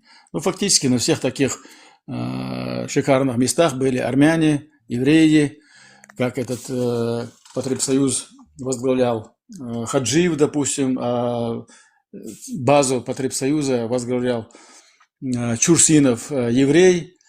Ну и все такие высокопоставленные места, от которых был действительно доход. Там не было никаких чеченцев. И вот этот армянин, возглавлявший ВАЗ, он продавал свой дом. И приехавший из другой республики домой чеченец покупал его за 80 тысяч. Он продавал, ну, сторговался за 78 тысяч, купил он его.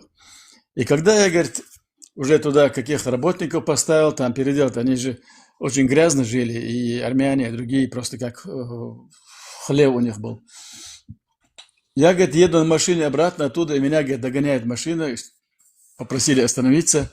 И двое молодых чеченцев, ну, лет 35, под 40, наверное, так. И они так попросили поговорить, остановили насчет этого дома, купил он, не купил, если деньги отдал, не отдал. Он, говорит, сказал, да, я уже купил, деньги отдал. Мы, говорит, тебе можем сделать этот дом за, ты около 80 тысяч отдал. Где-то за 30 тысяч мы тебе можем его, у него забрать. Один был, говорит, капитан милиции, другой еще кто-то там был.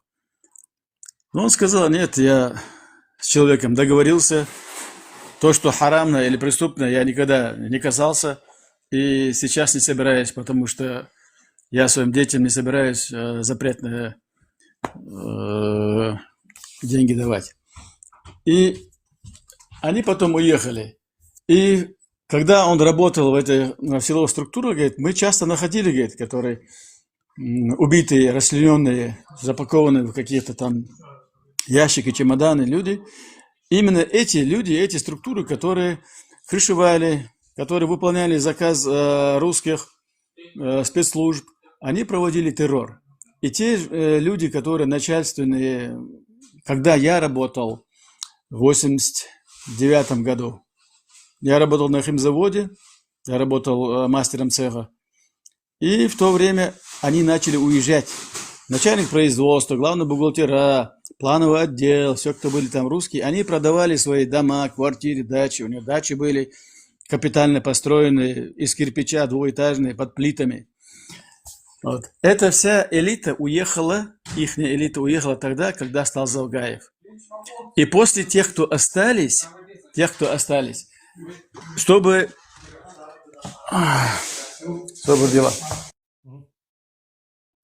Ассаламу алейкум ва рахматуллахи ва баракатуху. Эти люди, которые уехали, продав свои дома, были,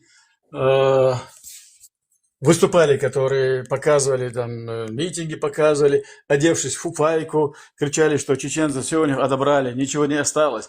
Люди, которые, одна женщина, бухгалтер предприятия, которая также продала за 60 с лишним тысяч свой дом, ее отвезли, она уехала, и именно эта женщина выступала, что ее ограбили, всех убили, их пришлось только сбежать с голыми руками, ничего не осталось. Вся эта система была сделана для того, чтобы потом уже, когда они готовили войну, чтобы был повод для того, чтобы именно армия была озлобленная. Эти пацаны, которые ничего там не знают, которые закинули в Чечню. И после, когда их верхушка уехала, остались те, которые особо ничем и не обладали. И это мирное население, которое русскоязычное, после бомбежек их уничтожили до невозможности. Практически все они были убиты самими русскими. Не то, что даже под бомбежками, даже те, которые остались живы, русские проходили, они говорят, ах, вы русские, вы такие же чечены, а почему среди них остались? И сами в упор расстреливали своих же русских. А потом, куда списывать? Как всегда в российской истории, списывать надо на своих врагов. И получается, они сами назвали цифру 90 тысяч тех, кого они убили. Вот. Эти, например, которые сейчас у нас сидят, там, как его, Чингиз или кто он там, сидят и начинают. Экономическая ситуация такая, разруха была, пенсии не платили, голод был, голодные обмороки были. Ни один человек у нас с голода никуда не падал, ничего не было. Потому что если бы до этой войны у нас были бы голодные обмороки, 2 года такой напряженной войны за свой счет, за свои ресурсы чеченцы вести бы не смогли. Это полное такое вранье полное. Это брехливые до невозможности, которые кроме брехни ничего говорить не могут. Помните, как он говорил, отвечал, то вам приходилось врать? Говорит, да, конечно, приходилось. Постоянно врать приходится. Вот этот человек сидит и выступает за что-то, который сам признается, что он брехун. Данильбек, ну тогда ситуация, она же, мы сейчас уже весь мир видит, как Украине перед тем, как начать вот, операцию в Донбассе сначала, в Крыме, зеленые человечки, добрые люди, потом Донбасс, а теперь уже масштабная война против Украины. Перед этим информационная кампания, которая велась против украинцев, она показывает наглядно, да, то, что происходило против чеченцев. Но тогда это еще трудно было осознать, трудно было понять, что это действительно является методом гибридной войны российского государства против чеченцев. Чеченцы не имели таких же возможностей, как сегодня Украина, чтобы противостоять вот этой информационной атаке. И действительно, тогда удалось создать имидж чеченцев, там, чеченское АВИЗО, чеченские мафии в Москве. Мы же помним все вот эти клише, которые на нас навешивали, все эти ярлыки. И вот то, что ты сейчас рассказываешь, нельзя отрицать, что вообще не было никакого криминала. Такого, в принципе, нигде в мире нет. Криминал, если с ним борется государство, государственная система борется, на это отпускаются огромные средства у всех государств. Но у чеченцев нужно отметить, что была высокая степень самоорганизации за счет каких-то трейповых структур, сельских структур. То есть чеченский народ, он пронизан разного уровня связями, родственными, тейповыми, дружескими, я не знаю, там много вирдовыми, то есть очень много разного уровня связи, которые позволяют удерживать ситуацию под контролем без участия государства. Вот, что важно, без участия государства. Поэтому те 10 лет практической независимости, когда государство старалось утвердить институты государства, вот эта народная самоорганизация помогала чеченскому народу препятствовать тому, чтобы в чеченском народе был такой разгул криминала. Такого в Чечне никогда не было. Отдельные проявления были, они, в принципе, не могут не быть. Но то, что на нас навешивали, ярлыки, что там такая страшная мафия, чеченцы такие бандиты, это все была подготовка к той войне или к оккупации, к тому террору, который готовился над чеченским народом. Вот обвинения в чем были? Это то, что Дудаев и его правительство допустили разгул криминалитета, то, что они выпустили с тюрем заключенных, вот это обвинялось то, что он решил пособий и пенсий бюджетников, когда этих пособий, пенсий, зарплат были лишены практически все бюджетники во всем бывшем Советском Союзе. То есть это нельзя было лично вменять Дудаеву и его правительству. Это были проблемы постсоветского периода на всем геополитическом пространстве, которое некогда занимало это государство. И в итоге нас обвинили в развязывании войны и в том, что не было, и самое такое как бы вишенка на торте, то, что вы не выиграли эту войну, это был такой период перегруппировки российских войск, несмотря на то, что были заключены мирные договора в Хасавюрте и межгосударственный мирный договор между президентами Чеченской Республики Ичкерия и Российской Федерации, вот невзирая на все это, невзирая на то, что это было сделано при посредничестве международной организации, все равно нам говорили, что нет, тогда война не была завершена, вас обманули, вот Россия сейчас выиграла, и в принципе ее победить невозможно. Поэтому, отвечая им, я вот написал вот такая как бы книга, незавершенная война. Если исследовать вашей логике, уважаемые коллаборационисты, неуважаемые коллаборационисты, то и сейчас она не завершена, потому что сторонники независимости с оккупацией не смирились, и военного проигрыша не было. Был, конечно, информационный проигрыш, есть усталость, партизанская война продержалась до 21 года, но политическая борьба до сих пор продолжается.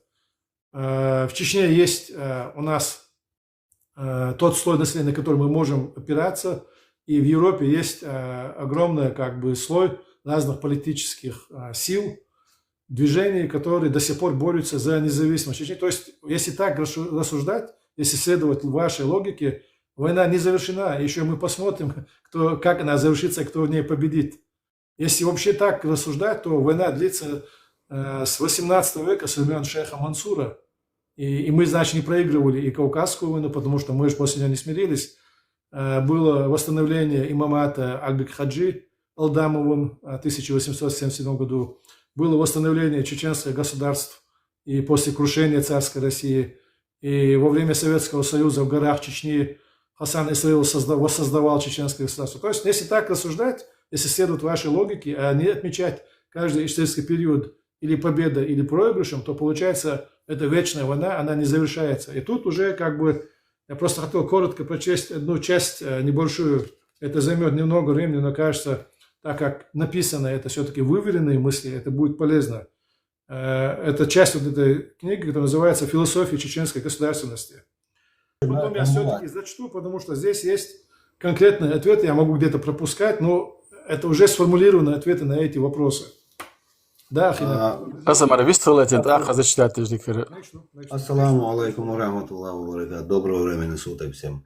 Подтверждение словам Дани, который вот рассказывал именно о криминалитете в Чеченской Республике Ичкерия, это вообще-то на самом деле после постсоветского союза в Чеченской Республике Ичкерия в начальные периоды не было абсолютно никакого криминалитета, так как Россия развязала у себя этот криминалитет. Называется чеченская виза. Всем вам помнится, наверное. Дани, может, он лучше знает меня такие подробности, он может конкретно. Да, но я бы назвал это еврейская виза, потому что зарождали и сопровождали они, а чеченцы были просто крайние. Да, вот эти чеченские визы, как они на нас написали, потом присылается этот же криминальные структуры, как лице Руслана Лабазанова, национал-предателя, или там, как бы он еще сказать, который был еще в Краснодаре, был, как это говорится по-блатному, на вышке, что ему грозила смертная казнь, но так как начиналось период моратория на смертную казнь, непонятным путем его отпустили, якобы сбежал, или как-то не получилось, я не знаю как, но который охранял именно тех преступные контингенты, которые сейчас сидят именно в Москве на Рублевке, которые воровали эти деньги, получили печать мы, что вот они воровали. И якобы эти деньги оберегаются Русланом Лабазановым, национал-предателем, и многие такими, как Ямадаев, которые также за счет этих обворованных российскими олигархами тогдашнего периода деньгами, они сегодня финансировали, они вооружали эти бандформирования и распространяли по чеченской территории банд-группировки. А вот который поднялся индивидуум, там, который там что-то говорил. Но, Джамбулат, со времен, вот как ты сейчас затронул, шейх Мансура, мы никогда не шли по идеологии. Ни шейх Мансура, ни имама Шамиля. У нас была одна идеология. Свободный Кавказ, объединенный Кавказ. Сегодня он, когда поднялся, начинает риторику гнать, там, Удугов, там, этот. Но я его сразу увидел, что это был сразу явный сторонник Кадырова. Когда у него в уважительной форме еще отозвался о нем Ахмад Хаджи. Для меня у него никакой святости, никакого такого нету, где если человек по шариату допустил смерть одного мусульманина, его статус падает. А то, что вот эти люди сегодня, указывая, будто вот вы шли там за Дудаевым, вы были неправильны. Это не была идеология мусульман. Это была воля народа. И во время Ишамиля, имама Шамиля Чечни и Дагестана, да будет им всеми доволен Аллах, шахиды, иншаллах. И не было эта идеология Байсангура Биноевского шахида, иншаллах, ни шейх Мансура. Это была идеология народа, стать свободным. Я закончил. Спасибо, Ахи Ната Дайресул. Ну, идеология имеется в виду, что какой-то человек, какой-то лидер должен же сформулировать идеологию народа. Шейх Мансур является первым, кто известен в истории, кто сформулировал эту идею национальной независимости. Мы даже помним постулаты этой идеи. Тогда любая идеология, она всегда жизнилась на религиозных мотивах. И он говорил, что ваши молитвы, не ваши подаяния, не ваши благие дела, они поднимутся выше вашей головы к Всевышнему, пока вы находитесь под пятой русского царя. То есть это все, что вы делаете под его властью, не будет доходить до Всевышнего. Ну, даже вот такая, ну, это как бы моими словами, такая формулировка была. То есть он ставил основное условие освобождения от кабалы российского царизма, чтобы народ и его действия, его побуждения, его умыслы были свободными, и тогда они будут приняты Всевышним. Есть разные эпохи исторические, когда начинается какой-то исторический цикл, и стержневой идеей вот этой эпохи является какая-нибудь идеологическая как бы начинка, и потом эти эпохи меняются. Ну, чеченцы до сих пор, я как историк рассуждаю, находятся вот в эпохе шейха Мансура. Пока не будет эта борьба завершена, и Чечня в отдельности, и весь Северный Кавказ в общности не обретут политическую независимость, то есть не станут суверенными, мы будем находиться в этой эпохе. Это незавершенная борьба, это незавершенный исторический цикл, сколько бы он ни продолжался. Он может продолжаться сколь угодно. Некоторые подобные явления в каких-то других регионах Земли могли завершиться в течение полувека, некоторые они продолжались 2-3 века, а в некоторых частях мира они могли длиться и 1000 лет. То есть мы предугадывать не имеем права, только Всевышний это знает. Но мы знаем, что мы до сих пор вот этот исторический цикл не завершили. И переходя на то, что вот эта незавершенная война и обвинения вокруг то, что нам делается, я по этому поводу тоже выскажусь. Так мне зачитывать будет легче, если камеру выключить, а микрофон оставить. Так, меня так слышно, нет? Если слышно, то... Слышно. Все. Так, ну, я буду здесь немножко сокращать. Вообще, вот, смотри, как раз-таки насчет идеологии. Все благородные стремления и прекрасные мысли чеченцев о будущей своей независимой нации, выстраданные с эпохи шейха Мансура и огненным вихрем, пронесшиеся над многострадальным народом последние 3 десятилетия, вновь столкнулись с суровой реальностью очередной оккупации и не находят ясного решения. Для тех, кто жаждал независимости и не смирился, из года в год надежда уходит все дальше, а мрак все больше сгущается и не видно конца в конце тоннеля. Не всякий способен выдержать такое испытание, поэтому для самых слабых это приговор, для стойких, но уставших это наказание за ошибки, которому не видно конца, и лишь для несгибаемых альтруистов это живой процесс, бесценный опыт очередного этапа закалки нации. Дать правильную оценку живой, творящейся перед твоими глазами истории удел немногих. Кадыров не народный избранник, а кадыровский режим не историческая воля чеченского народа. Но из-за того, что ломка и зомбирование чеченцев длится почти 3 десятилетия, все же находятся такие, кто, не служа марионеточному режиму, искренне проникается политической и созидательной волей падчаха. Конечно же, можно критиковать ичкерийских лидеров, не обвиняя их огульно во всех несовершенных грехах и сваливая на них все негативные последствия эпохи крушения СССР, а также послевоенной разрухи в межвоенный период, осознавая, что это были издержки на пути построения независимой нации. Конечно же, можно отмечать и созидательные достижения кадыровского режима, но не обольщаясь тем, что мы имеем дело с национальным строительством в рамках федерации. Путинская политика чеченизации осуществляется беспрецедентная попытка ментального уживания чеченцев в Россию, чего не удавалось ни СССР, ни тем более царской России. Завоевание Чечни в 1958-1959 годах и удержание ее большевиками обманным путем в начале 20-го столетия в рамках обновленной империи не привело к покорению чеченского духа. Путинская Россия повела атаку именно в этом направлении. И блеф кадыровского национального строительства является всего лишь анестезией для чеченских мозгов. Вот на этом я сейчас пока остановлю. Тут много чего полезного можно почерпнуть, если читать дальше. Но вот этот, скажем, сколько тут, 2 абзаца вот начала этой книги уже дают кратко. Поэтому я хотел прочесть, потому что когда ты пишешь, ты все-таки выверяешь мысли.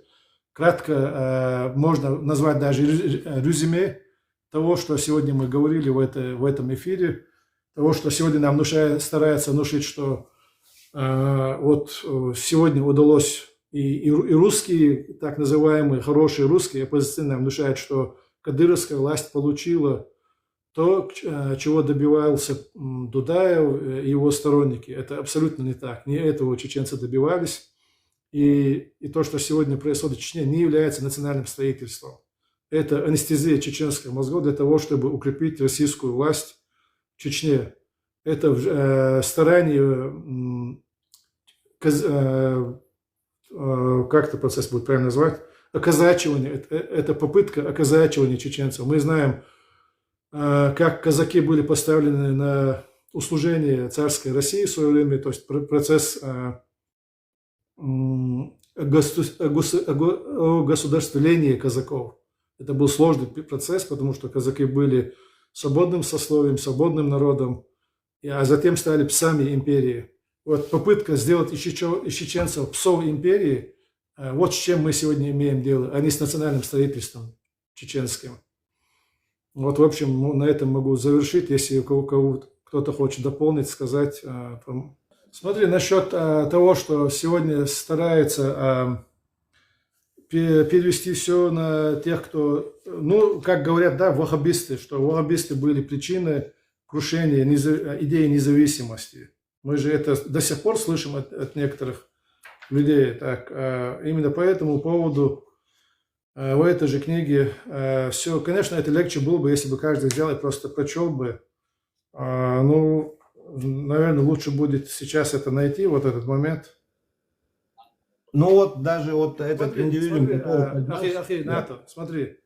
Изъяны ичкерийской идеологической базы позволяют марионеточному режиму мутить в незрелых головах. Прискорбно, что ичкерийские секуляристы в один голос с кадыровскими национал-предателями задним числом назначают виновниками всех чеченских бед пресловутых ваххабитов, непременно ассоциируя их с командой Удугова. Хотя на самом деле мы понимаем, что команда Удугова и сторонники исламской реформы это все-таки были очень разные группы среди других политических и идеологических групп в Чеченской республике Ичкерия в межвоенный период. Но это отдельная тема разговора. Я тут констатирую факты, которые тогда были.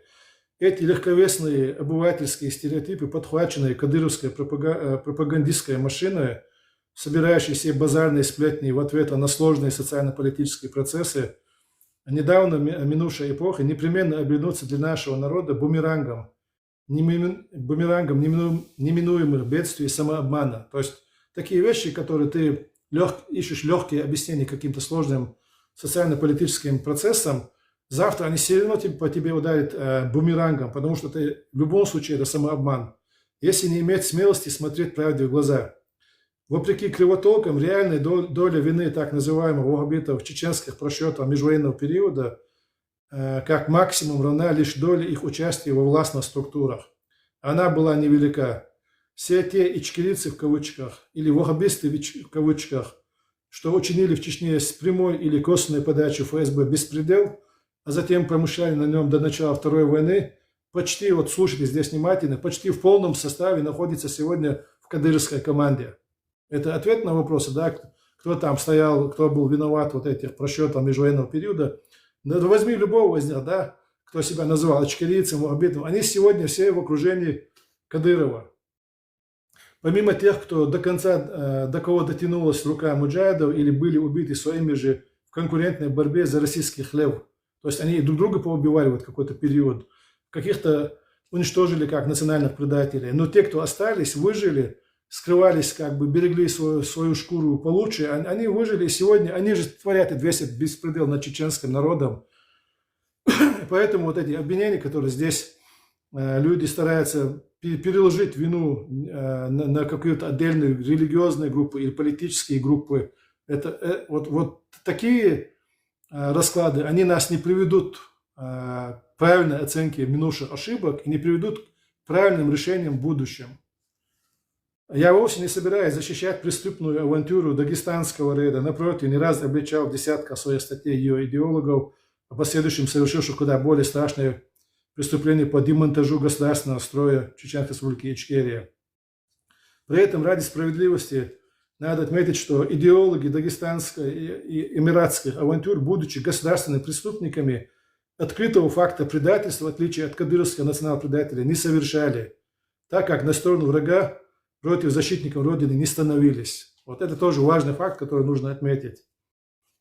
Несмотря на то, что дагестанский рейд был осуществлен после того, как Россия первой нарушила мирный договор, это же сегодня нас попрекает, вот тот же Чингис и пропагандисты кадыровских телевизионных, там, я не знаю, каких-то передачах все время попрекают, что вот вы плохие какие, вы нарушили мирный договор. Всем известно, что российские военные перешли границу Чеченской Республики Ичкерия задолго до дагестанского рейда и вошли на территорию Шилковского района и части Наурского района.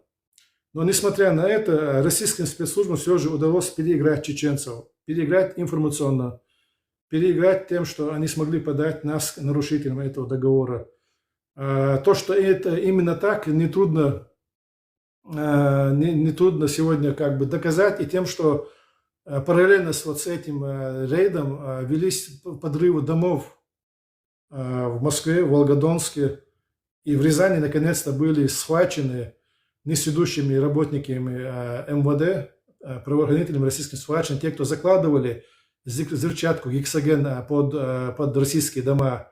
А это оказалось, его назвали рязанским сахаром, потому что сперва озвучили, что они пойманы, это была осечка в Государственной Думе. Затем заявили, что это был сахар в Рязани, это был сахар, что это были учения.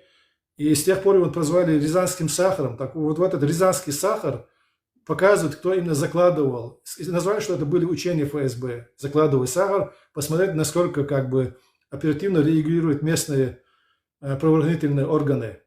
И в одной увязке все это идет. Закладка гексогена под дома мирных жителей сегодня для европейцев никак не укладывается в голову, что сама российская власть могла взрывать своих граждан для того, чтобы вызвать общественный резонанс, для того, чтобы была мотивация против начала второй войны, реваншистской войны против чеченского народа. И вот это заявление, что чеченцы, заявление со стороны наших же коллаборационистов, что чеченцы нарушили мирный договор, это просто бред, это ахинея, да, вот, не знаю, силы кобылы, как называют его. И здесь приходится констатировать, что после Джохара Дудаева, после его героической гибели, его убили, так как знали, что это противник, оппонент, которого невозможно сломить, невозможно запугать, что он будет идти до конца. У нас, к сожалению, таких же государств уже его уровня не появилось. И были допущены целый ряд стратегических просчетов, ошибок, но это не было предательством. Тот же Шамиль Басаев не имел намерения подрывать государственную основу, и другие, в отличие от Кадырова, они родину не предавали, а у них было свое видение, у них могли быть недостаточные знания в понимании каких-то стратегических целей и уловок российских спецслужб. А что их винить, если это люди, вышедшие из народа, сегодня целые государственные структуры не могут справиться с этой методами гибридной войны Российской Федерации, путинского режима. Он сам выходец из российской, то есть он скормленыш КГБ, он скормленыш ФСБ. А сегодня во власти находится 80-90% не гражданские лица, а выходцы из спецслужб. И эти люди сегодня проводят вот эти гибридные методы войны уже не только против Украины, но и против всего Европейского Союза. Сегодня здесь сколько было при посредничестве российских спецслужб попытка дискредитации европейских институтов власти, правительств, парламента, уличные какие-то беспорядки, те же желтые жилеты. Уже сегодня известно, что посредством соцсетей провоцировались. Они начали как протест народный, но их уже возглавили и направили через соцсети уже российские агенты российских спецслужб. Все другие какие-то операции, которые здесь проводятся по дезориентации, по дезинформации, сегодня уже открыто летают над Евросоюзом, летают российские дроны. Закрываются некоторые аэропорты от полетов, потому что непонятно, какого происхождения эти дроны, чтобы не пострадали люди. Вот к чему все это привело. Это все начиналось в Чечне. С чеченцев все это начиналось. В отличие от Кадырова, в отличие от Кадырова, не предавал народ и родину, а действовал лишь исходя из отличного от Масхадова понимания ситуации и видения путей преодоления военно-политического кризиса в России, с Россией, то есть осознавая, что войны не избежать. Это имеется в виду относительно Шамиля Басаева, который я сейчас читал и как бы перескочил. Да, у Шамиля Басаева сегодня его там в угоду каких-то, да, если мир сегодня его обвинил, да, международным террористом, сегодня даже боятся упоминать имени Шамиля Басаева. Но в народе он всегда был героем и останется героем. Он прямо заявил: если вы меня считаете террористом, я готов признать, что я террорист и готов понести показания, но перед этим вы должны признать, что российская армия, российское политическое и военное руководство являются террористами, которые бомбили чеченские больницы, школы, детсады, города и села. Это его видение. Он так отвечал. У нас, мы же сегодня видим, даже при поддержке всего цивилизованного мира, насколько трудно сегодня Украине бороться против российской агрессии. Мы помним первые годы, когда выдавалось оружие, которое запрещалось применять по территории Российской Федерации, когда им выдавалось оружие с ограниченной дальностью действия. Сегодня все эти лимиты преодолены. Сперва и дальность нанесения ударов увеличили, затем уже разрешили бить их по территории Российской Федерации. У нас вот таких союзников не было, у нас таких возможностей не было. У нас был только выбор смириться, покориться или же бороться доступными методами. Шамиль Басаев был один из тех, кто боролся вот доступными методами. Политическое руководство у нас в лице Джохара Дудаева все методы Басаева не одобряло. И в лице Масхадова не одобряло. Но понимало, что избежать среди народной армии, а чеченцев была именно народная армия. У нас не было регулярной армии. Это была армия ополченцев, армия добровольцев, что среди них могут быть такие люди отчаянные. Это все тоже понималось и допускалось. Затем, смотрите, так критикующие нами статьи, то есть тут разбирается одна статья «Кадыров. Новейшая история». Это написал один из сторонников вот кадыровской власти или интеграции в Российскую Федерацию. Он считает, что чеченцы только выигрывают от того, что находятся под российским зонтиком от внешних влияний. Что чеченцы, выйдя в независимое самостоятельное плавание, что они окажутся под влиянием там каких-то тлетворных идеологий, вот это западных ценностей и так далее. То есть это человек, который себя считает светским, но тем не менее повторяет один в один все вот эти нарративы, путинские нарративы. Они что считают, что Запад, он растлел, что у них в России там очень высокоморальное общество. Вот такие же нарративы повторяет этот человек. И он говорит, что новейшая история, вобравшая в себя все ложные стереотипы последних 2 десятилетий, борьба с ваххабизмом транслируется как основной оправдательный мотив коллаборации кадыровцев. То есть все, что они сегодня сделали, все, что сегодня опорочили чеченский народ, сняли вот этот иммунный код чеченского народа, позволили внедриться российским спецслужбам в мышление, самосознание чеченцев. Кадыров преподносит нас как отпетых каких-то, я не знаю, вот все вот эти сегодняшние обвинения, насилие там над какими-то меньшинствами, изменение вот этого Журавеля, да, убийство, политические заказные убийства России. На самом деле Путин приобрел действительно очень полезного идиота, очень полезного пехотинца, на которого можно спихнуть абсолютно все, что бы он ни делал. А это же делается не чеченским народом, это не народный избранник Чечни. Это все делается Путиным. Ну вот, нас сперва как бы всю Чечню закатали в каток, бомбили, уничтожали народ, убили 350 тысяч, 1/3 населения. И сегодня же чеченцы поставлены ответственными за все преступления тогдашние, отстроили Грозное, сняли с себя обвинения во всех преступлениях, и плюс назначили виновными чеченцев при посредничестве вот этого режима. И сегодня его вот этот режим возводить в ранг спасителей народа, строителей национального государства в рамках России. Вот в чем заключается вся вот эта требетень насчет оправдания этого режима и обвинения чеченцев. Тут можно еще прочесть важные моменты, но я почему все это и рассказал, это всего лишь мизер того, что я обвиняю, что спихнуть не то, что на весь чеченский народ старается, там, Путин, им это удалось, но внутри вот даже сегодня сторонников независимости, когда так называемые ичкерийцы стараются опять-таки обвинить какую-то одну прослойку, да, которая занимала во власти 0,2% да, когда 98-99% властных полномочий было на тех, кто сегодня остался живых в Европе, вот такие выводы, такие решения, они нас однозначно не приведут к правильным решениям. Вот сегодня заскочил вот этот под ником психо или как и индивидуум, скажем, рекламу не будем давать. Он же был одним из тех, кто также хочет все свалить именно на религиозный аспект, что вот если бы его не было, что сегодня Чечня независимая процветала бы, это абсолютная чушь.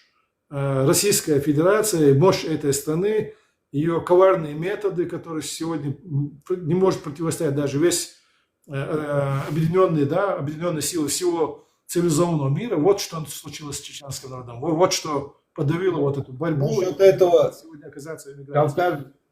Кавказ тебя предупреждал.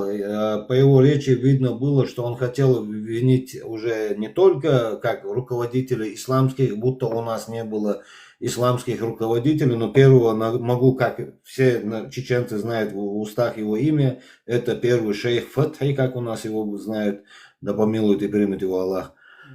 И многие прочие, как и Абдул-Халим Садулаев. У нас много было ученых ислама, но он хотел русло именно исламистов как бы обвинить, что они это все разжигали. А вот как факт то, что как жил народ сегодняшний день за неуплату энергоресурсов или там газа, каких-то газовых или каких-то там водяных услуг на войну в Украину не отправляли. Сегодня сами мы помним, что у нас энергоснабжение было абсолютно бесплатно. Все, что у нас было внутри страны для своих граждан, у нас было абсолютно бесплатно. И мог бы трудиться, где ты хочешь, на каком месте. У тебя все даже земельные участки могут ты посеять, пожать, что хотел. Но вопрос в другом. Вот ты книгу написал «Незаконченная война». Она и не останавливалась ни в какой период. Могу напомнить просто твоим словам. В Сирии, где бы Россия не втискивалась, всегда там чеченцы, они находили Россию, и Россия находила сопротивление, ожесточенное сопротивление находила в лице чеченских батальонов, которые оказывали и в Сирии, по сегодняшний день, и в Украине. Война-то не остановилась между нами, но территория Чеченской Республики Ичкерия временно оккупирована. Это дело времени. Ну вот это то, что я... Я хотел бы вот этот момент все-таки завершить. Смотри, вот этот автор критикуемой статьи мною в этой брошюре, он говорит, что во всем вина вот этих религиозных каких-то элементов, которые покушались на государственную основу чеченского государства, и криминалитет тоже он сводит к ним, хотя мы знаем, что именно криминалитетом занимались практически разные группировки, и они провоцировались, да, то есть они провоцировались именно российскими спецслужбами. И обвинять Асана Масадова, что он имел смелость обратить... И поэтому он говорит, что Кадыров, автор статьи утверждает, что исламский радикализм ваххабитов подрывал основы ичкерийской государственности, подвергая его риску повторной оккупации. И потому Кадыров-старший на фоне нерешительности президента Асана Масхадова имел смелость обратиться непосредственно к примеру Владимиру Путину, спасая чеченский народ от очередной бессмысленной войны, что нельзя квалифицировать как акт предательства. Вот оправдательный мотив, который озвучивает этот автор вот этой статьи. Я бы ему отвечаю, непонятно, правда, почему Кадыров прямиком побежал к Путину, вместо того, чтобы искать поддержку народа Ичкерии. как полагается истинному лидеру в случае, когда президент бездействует. И почему он все же не нашел опору в собственном народе против ваххабитов. А он не нашел эту опору, известно, чем закончились события 98 года в Гудермесе. Они составляли на тот момент, эти ваххабиты пресловутые, составляли от силы 1-2% от всего населения. И остановить их народу не составило бы труда. Также непонятно, каким образом в последующем, после повторного вторжения России в Чечню, предатели, в кавычках, ваххабиты оказались в рядах защитников Родины, а спасатели народа, в кавычках, оказываются среди российских оккупационных войск. Вот эти вопросы, на которые, вот, если мы сейчас сядем с этими очернителями чеченской истории, начнем с ними дискутировать, это вопросы, на которые они не смогут найти ответ, у них нет этих ответов. Они просто занимаются зомбированием молодого поколения, которое не видело. Я все-таки вот эту мысль хотел бы завершить, то, что сегодня, у нас же тема сегодня по фальсификации истории новейшая. И вот эти моменты, где обвиняют Аслана Масхадова в его слабости, политической безволии, я все-таки эти моменты некоторые еще хотел бы зачесть. Есть какой стратегический план? Ну смотри, и Джохар Дудаев, и Аслан Масхадов не являются людьми свободными от каких-то обязательств. Это народные избранники, которые были избраны народом во время своих президентских кампаний. Да? Тем более, если там были какие-то обвинения в сторону Джохара Дудаева, что, ну это понятно, что только развалился Советский Союз, и могли еще тогда обвинять, но когда уже завершилась Первая война, и Чечню там приехало столько уже наблюдателей, с 63 стран, кажется, никто уже не мог его обвинить в том, что это были действительно самые такие прозрачные демократические выборы, это был действительно всенародный избранник. И вот относительно здесь я пишу Масхадову условия провала там разных авантюр. Ясно, что требовалось нечто большее, чем сдать чеченскую государственность, вообще сдать саму идею независимости. А этого не мог себе позволить президент ЧРИ как гарант его суверенитета, веренного ему непосредственно чеченским народом. Вот это есть ответ краткий на твой вопрос. Почему, чем они руководствовались? Они, может быть, и понимали некоторые вещи лучше нас, тем более сам Джохар Дудаев озвучивал, да? Но это же не их волевое решение. Если бы это было бы их каприз, если была бы это их просто воля, и народ за ними не шел бы, если бы не народ им вручил бы вот это обязательство до конца бороться за независимость, отстаивать его всеми возможными политическими, военными средствами, то, наверное, им самим, даже вот ориентируясь на свою личную, это же была не только трагедия всего чеченского народа, она была также и личная трагедия вот этих личностей, да, очень ярких политических личностей. Они понимали, что они должны себя, свои семейства, родных привести как бы в жертву тех обязательств, которые на них возложил народ. Если народ мог просто там сказать Джохару, вот давай до конца вперед, мы молодцы, а потом вместе с семьей куда-то увильнуть в соседний Дагестан или Ингушетию, Джохар Дудаев себе такого не мог позволить. И Аслан не мог себе такого позволить. Насчет твоего вопроса, еще там были моменты, что нас...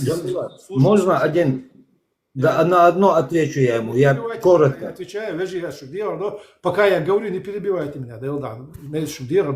Я потом сбиваюсь с мысли. Вот насчет того, что Наполеон сдал Париж, это не так. Наполеон как раз таки не собирался сдавать Париж, ни в угоду ничему, хотя он против него стояло 6 коалиций. Когда его маршалы уже сдали Париж, и он оказался... То есть у него не осталось выбора, вот тогда он просто подписал капитуляцию. Там маршал Моро, кажется, еще один маршал, которым было поручено защищать Париж. Отречение. Да. И он маневрировал в тылу войск коалиции, чтобы отвлечь их от Парижа. И уже они подошли вот здесь недалеко от нас Монтро-Фойон, и уже когда было в этом городе, он уже находился со своими войсками, когда ему доложили, что есть предательство среди маршалов. И тогда уже в замке Фонтенбло он их встретил, они ему выдвинули ультиматум.